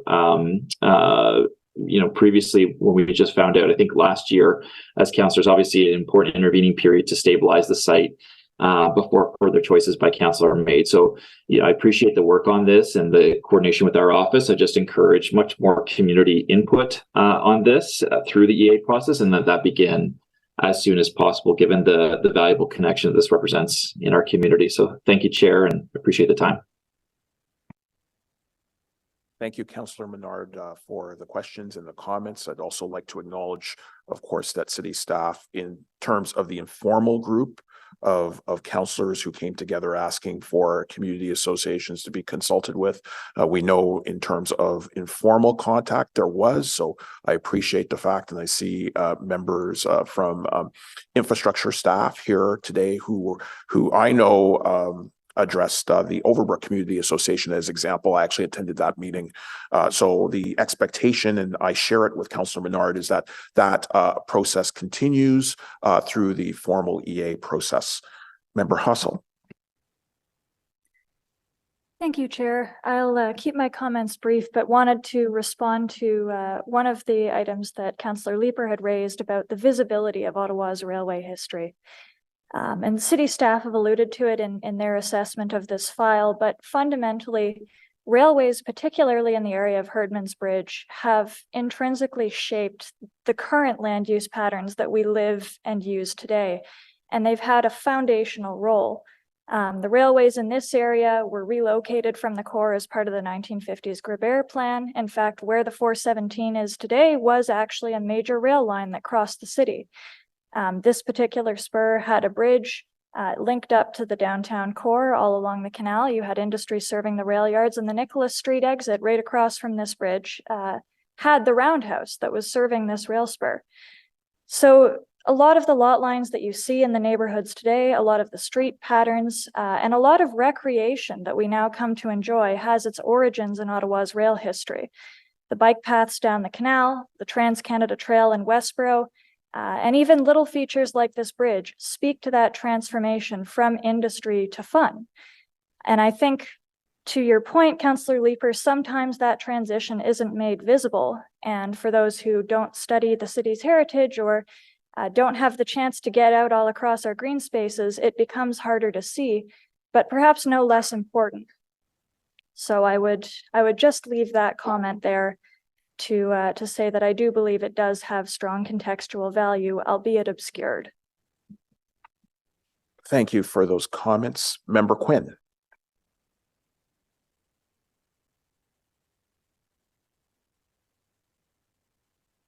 Thank you. I just had to unmute myself.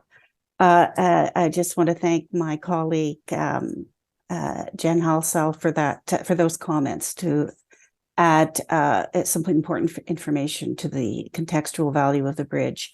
And I think David Jeans contributed significant new information in terms of the historical context to the bridge's heritage value. And in terms of its visibility, I think this is also an opportunity for the city to think of creative ways of adding some interpretation to the bridge and as a teaching opportunity, a teaching tool. But to come, personally, unlike Councillor Leeper, I am not concerned about the identified criteria of heritage value for this bridge. I think it does easily meet the 3 out of 9, and that is what we need to evaluate and determine the heritage value and designatability of this bridge. And I have concerns about process. I think this is our responsibility to make this determination. I'm surprised at the reluctance of the city staff to defer that decision until the EA evaluation, because it's not up to the EA to determine the heritage value of the bridge. This is our job. And so staff have identified on the one hand that it meets the criteria of designation, kind of reluctant to do so without their colleagues determining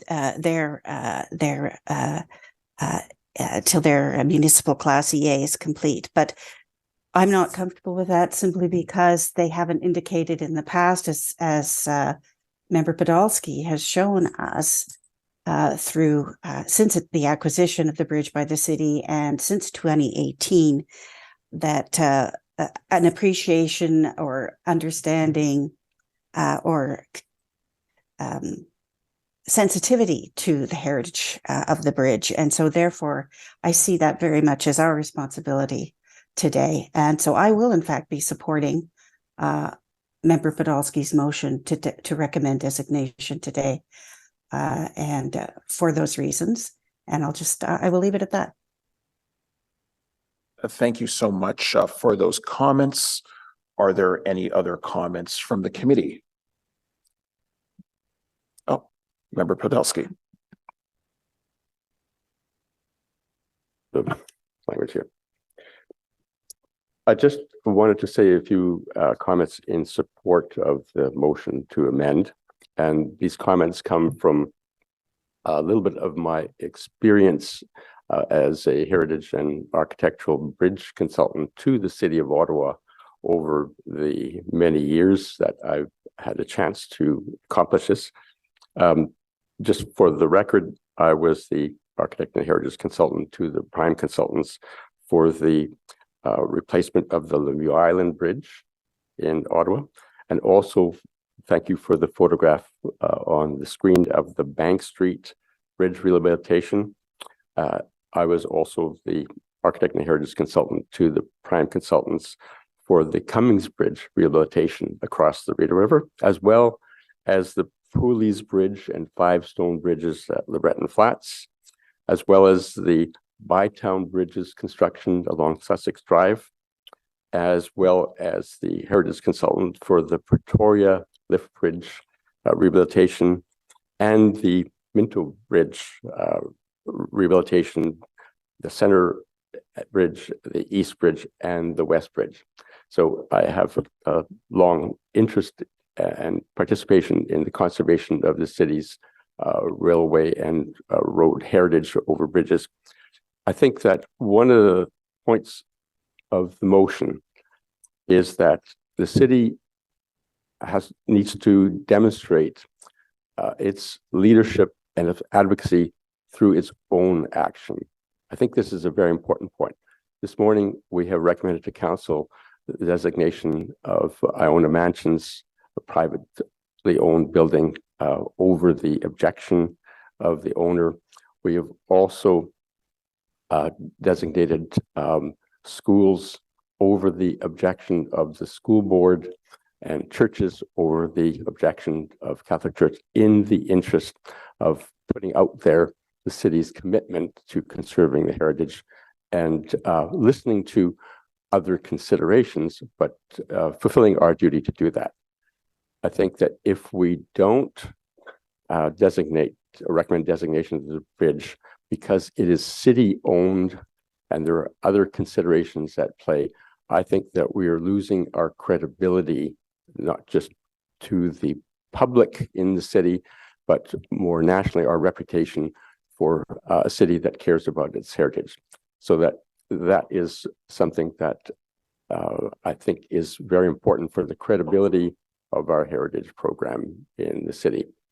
I also note that there were 2 submissions to the committee that weren't mentioned earlier in this meeting, and that is the appeal from Mr. Vinny Sani, who was the head of the region's bridge program and who has written to this committee asking us to move forward with the designation of it.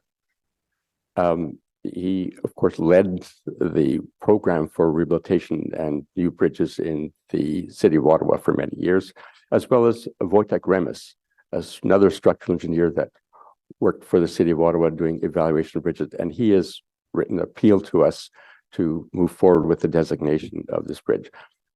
Last point, Chair, in support of the amendment to this report that I'm moving, and that is that the staff assessment and evaluation under 0906 of the Act, I was a little disappointed in it, and I don't mind saying that because I didn't think it had the enthusiasm that the reports have shown for other projects, and it may be that designating bridges is not as familiar as the designation of buildings. But needless to say, I think that the submission by David Jeans and my colleague also, who spoke to the landmark and the historic values of the bridge, associating, as Jean had indicated, with Andrew Carnegie and the Dominion Bridge Company. I think that the statement of heritage value should probably be revisited to include those elements. And this could be at any point in time after the designation or during the process. So I urge my colleagues to pass the amendment, I hope. And with that, I'll back to you, Chair King.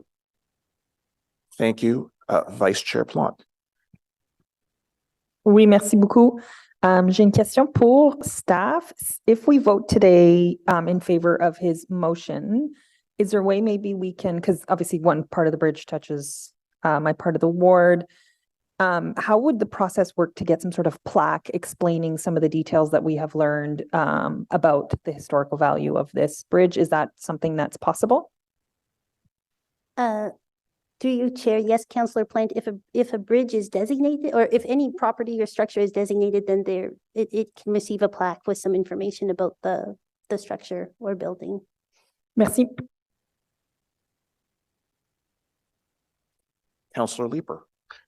Thanks. A quick question before we vote on this. Do we have a copy of Member Podolsky's motion? I wouldn't mind just reading that one more time. So I've been informed by the committee coordinator that it had been circulated this morning to all members, and I do recall seeing it in my email. Okay, could you draw things out for about? Oh, perfect. Thank you. Yeah, having it on screen is fine. Thanks, sir. Okay, no problem. Are there any other comments? Seeing none, I will make a comment. So colleagues, I won't be supporting Member Podolsky's motion to approve immediate heritage designation of the former Canadian Pacific Railway Bridge under Part 4 of the Ontario Heritage Act. While staff has determined that the bridge has some cultural value, I concur with staff's opinion that it is premature to designate the bridge before an environmental assessment is conducted. An assessment report in 2018 concluded that the bridge is in overall poor condition and presented two options: major rehabilitation or structure replacement. A comprehensive evaluation of both options will take place through the municipal class environmental assessment process that will outline the renewal options and recommend the best way forward. Heritage staff believe it would be a more comprehensive approach to fully understand the findings and evaluations of the EA and associated studies in advance of proceeding with designation. The renewal study for the former CPR bridge will require the EA, which will include a heritage impact assessment, which I think we heard would identify and consider cultural heritage value, and also interpretations about historical interpretations about the bridge, and an evaluation of renewal options. As part of the EA process, a public consultation process will be undertaken since the bridge serves many communities and is an important pedestrian and cycling link. And I think of the Rideau Winter Trail that benefits many communities. And I think of Councillor Carr, Councillor Menard, Vice Chair Plante, my communities, they all benefit. But I believe it is important that we support a renewal process which examines all options, allowing for meaningful public consultation, and that provides the opportunity for both asset management and heritage staff to apply their full and collective experience and expertise. And I think that element is important to me because I hear all the time from community associations that they don't want city departments operating in a silo. They want them working together. And I think that this can be a model for that. Consequently, I'll be voting no on the Podolsky motion. Unfortunately, I understand where the member is coming from, and we obviously want to see the retention of and the preservation of our built heritage, not just buildings, but also structures. But I think that we need to ensure that there is a process that goes forward which is, in my estimation, a rational process where we're able to work with multiple departments to determine the way forward. So I will be voting no on the Podolsky motion, the motion to amend, and in favor of the staff report. And I suppose we should call a recorded vote. Counselor Kelly, Yes. Member Podolsky, Yes. Member Quinn, Yes. Counselor Troster, No. Counselor Leeper, No. Member Halsall, Yes. Vice Chair Plount, Weep. Chair King, No. 5 yeas, 3 nays.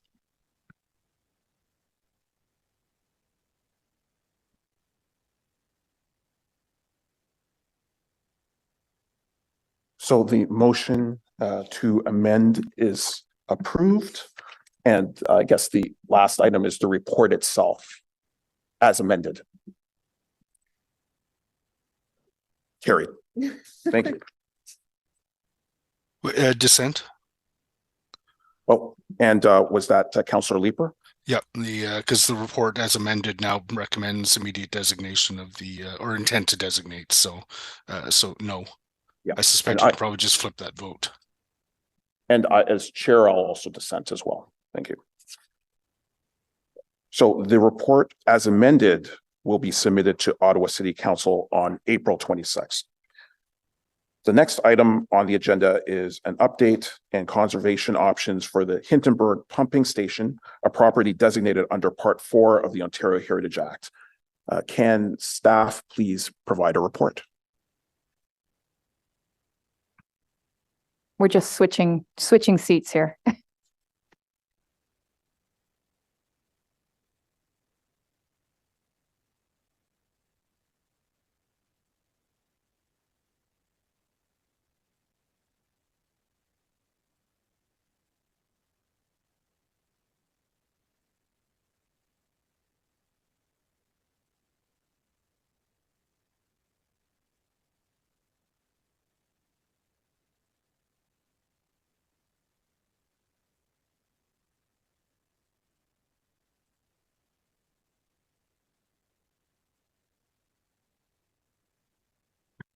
Good morning, Chair, Vice Chair, committee members.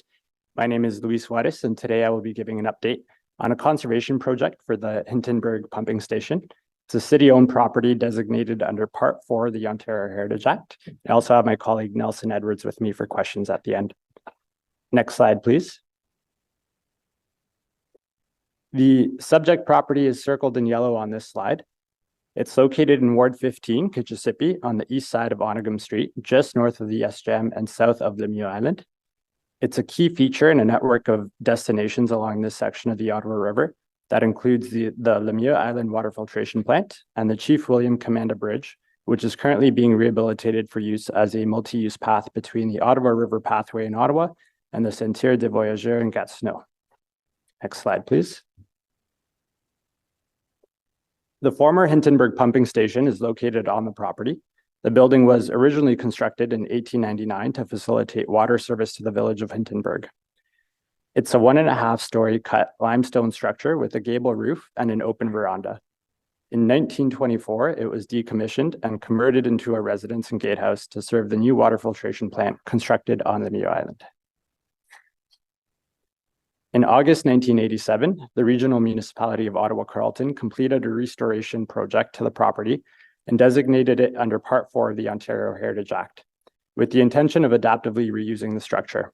Unfortunately, in 1989, the building was severely damaged by fire, and it has remained in ruins since.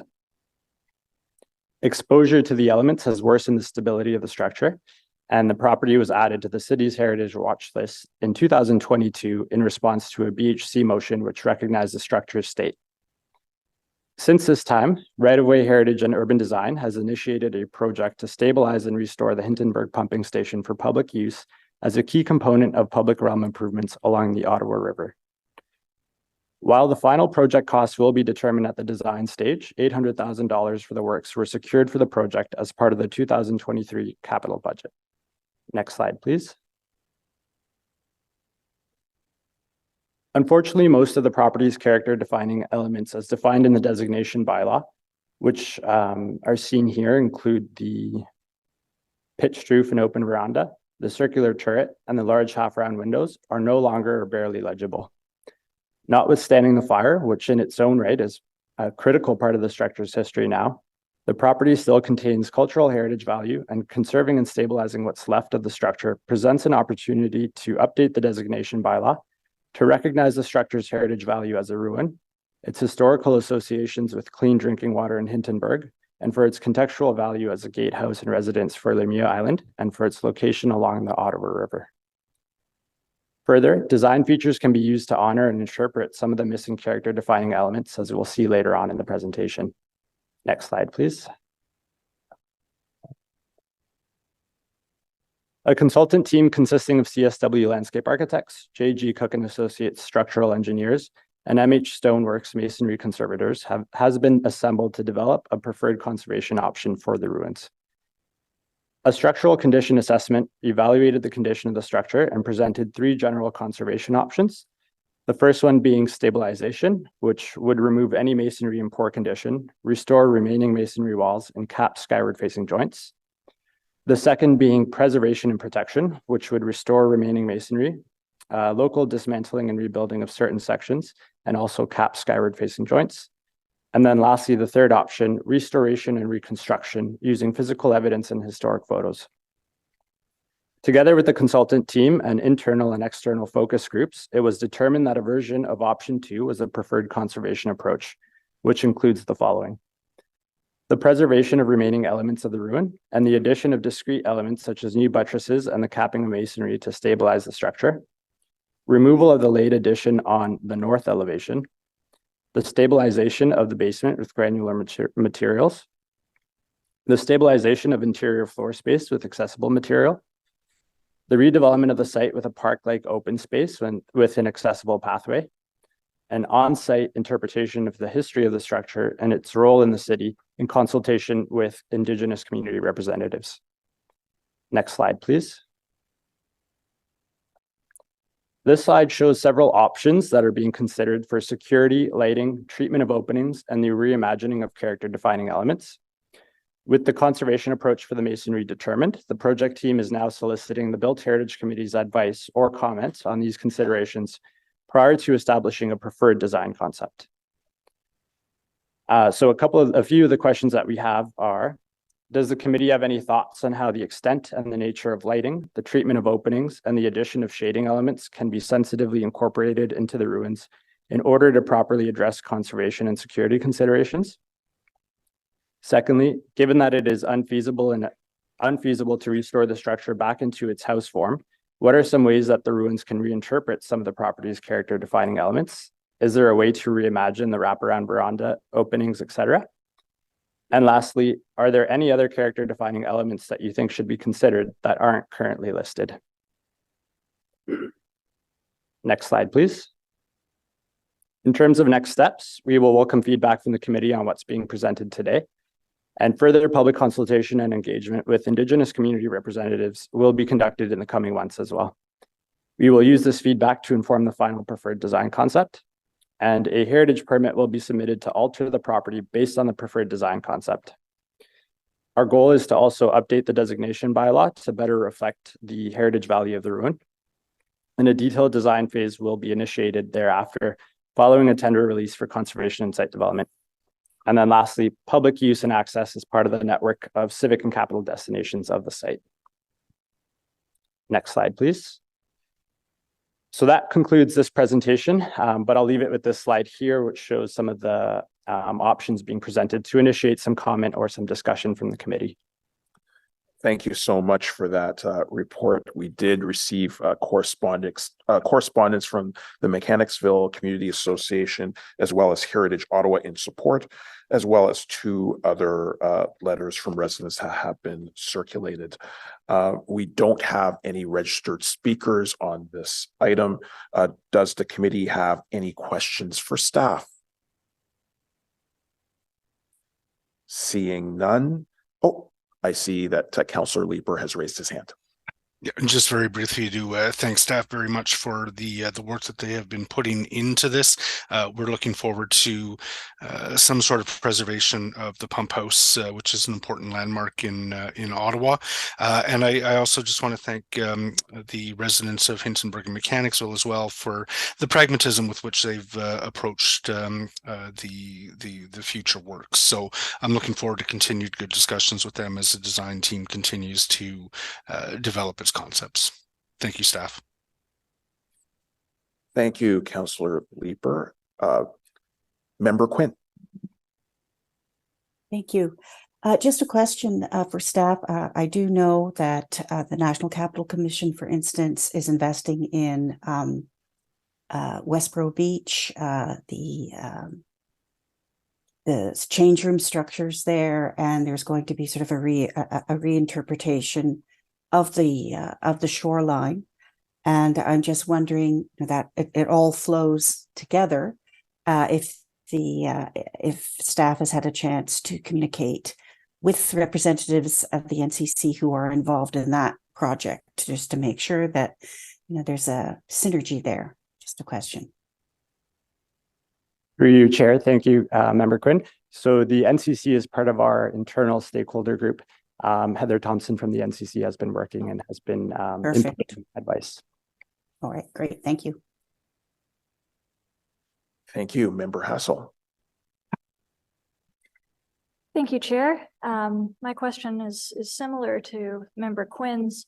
With the upcoming pedestrian bridge project, it seems this may be an opportunity to create more public access to the site and more flow through as a corridor. So is there any thought as to how this ruin and public realm enhancement at Lemieux Island could flow into the broader city vision for the shoreline here? Thank you, Member Hassel. So that is something that's being considered through our internal and external stakeholder groups. That's something that's been a concern for sure. And the site is being designed in a way that would allow us to proceed with the conservation of the site while not disconnecting it from its surroundings, allowing that synergy to continue as those works progress. Thank you.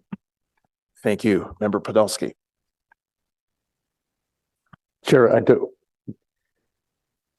double jeopardy here. I don't have any questions for staff, but when it comes time for comments, I will provide a comment. Thank you. And I actually don't see any other hands raised. So if you do want to provide comment, please go ahead. See if I get the voice on. Thank you. I think one of the things that we should remind ourselves here is that this building, which is owned by the city of Ottawa and which sadly burned in 1989, according to the record, has had unfortunately been left somewhat neglected by the city over all of these years, thanks to the former mayor's Heritage Matters Task Force and the advocacy of this committee over a year ago to put the Hindenburg pumping station on the agenda. The staff have now moved forward with some excellent options for its conservation, for which I think we should be thankful, and I would like to compliment them on. I think that the questions that have been posed to this committee about the strategy of public access and public lighting, I would personally leave that to the staff in consultation with the community and Heritage Ottawa and others. And I wish us well on this, and I'm really pleased to hear that the recent city budget has included $800,000 for this work. And I think that the city has actually done its duty, and it's an example of the city showing leadership in heritage conservation by looking after its own properties of heritage value. And so can't wait to be part of the opening of this new public facility when it happens in due course. Thank you very much. Thank you for the comments, Member Hassel. To echo Member Podolsky's comments, it's just very exciting to see the diversity of applications we've had here today. We've had a ruin, we've had a beautiful rail bridge, we've had a gorgeous site on Wellington. And it's nice to see the diversity of heritage that's coming forward now and the interesting adaptive reuses that are being proposed. Some of my favorite hiking trails in Ontario have ruins, not unlike this one, and they really add a depth of experience to recreational and natural areas that is unparalleled. So thank you to the city for looking into this and coming forth with these lovely concepts. I wish you all the best. Thank you for the excellent comments. Is the report received? Received. Thank you. This report will be submitted to Ottawa City Council on April 26th. We had no in-camera items. We did have, for information previously distributed, a report on designation refusals for spring 2023, which was massively exhaustive, if my memory serves correct. Are there any notices of motions? Seeing none, are there any inquiries? Is there any other business? Seeing none, on adjournment, is the motion carried? Great. Excellent. We are adjourned. Thank you, everyone. Once again, I'd like to thank members Podolsky, Conforti, and Hassel for their wonderful service, not just to this committee, but to the city. As I said before, the impact resonates throughout the city and the heritage community, and your contributions are appreciated, and I think will be remembered and will impact the city for a long period of time. So we're very pleased, and thank you so much for your service.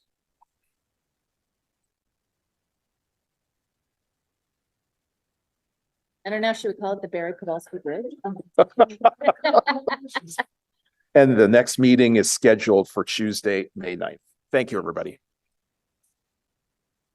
Yes.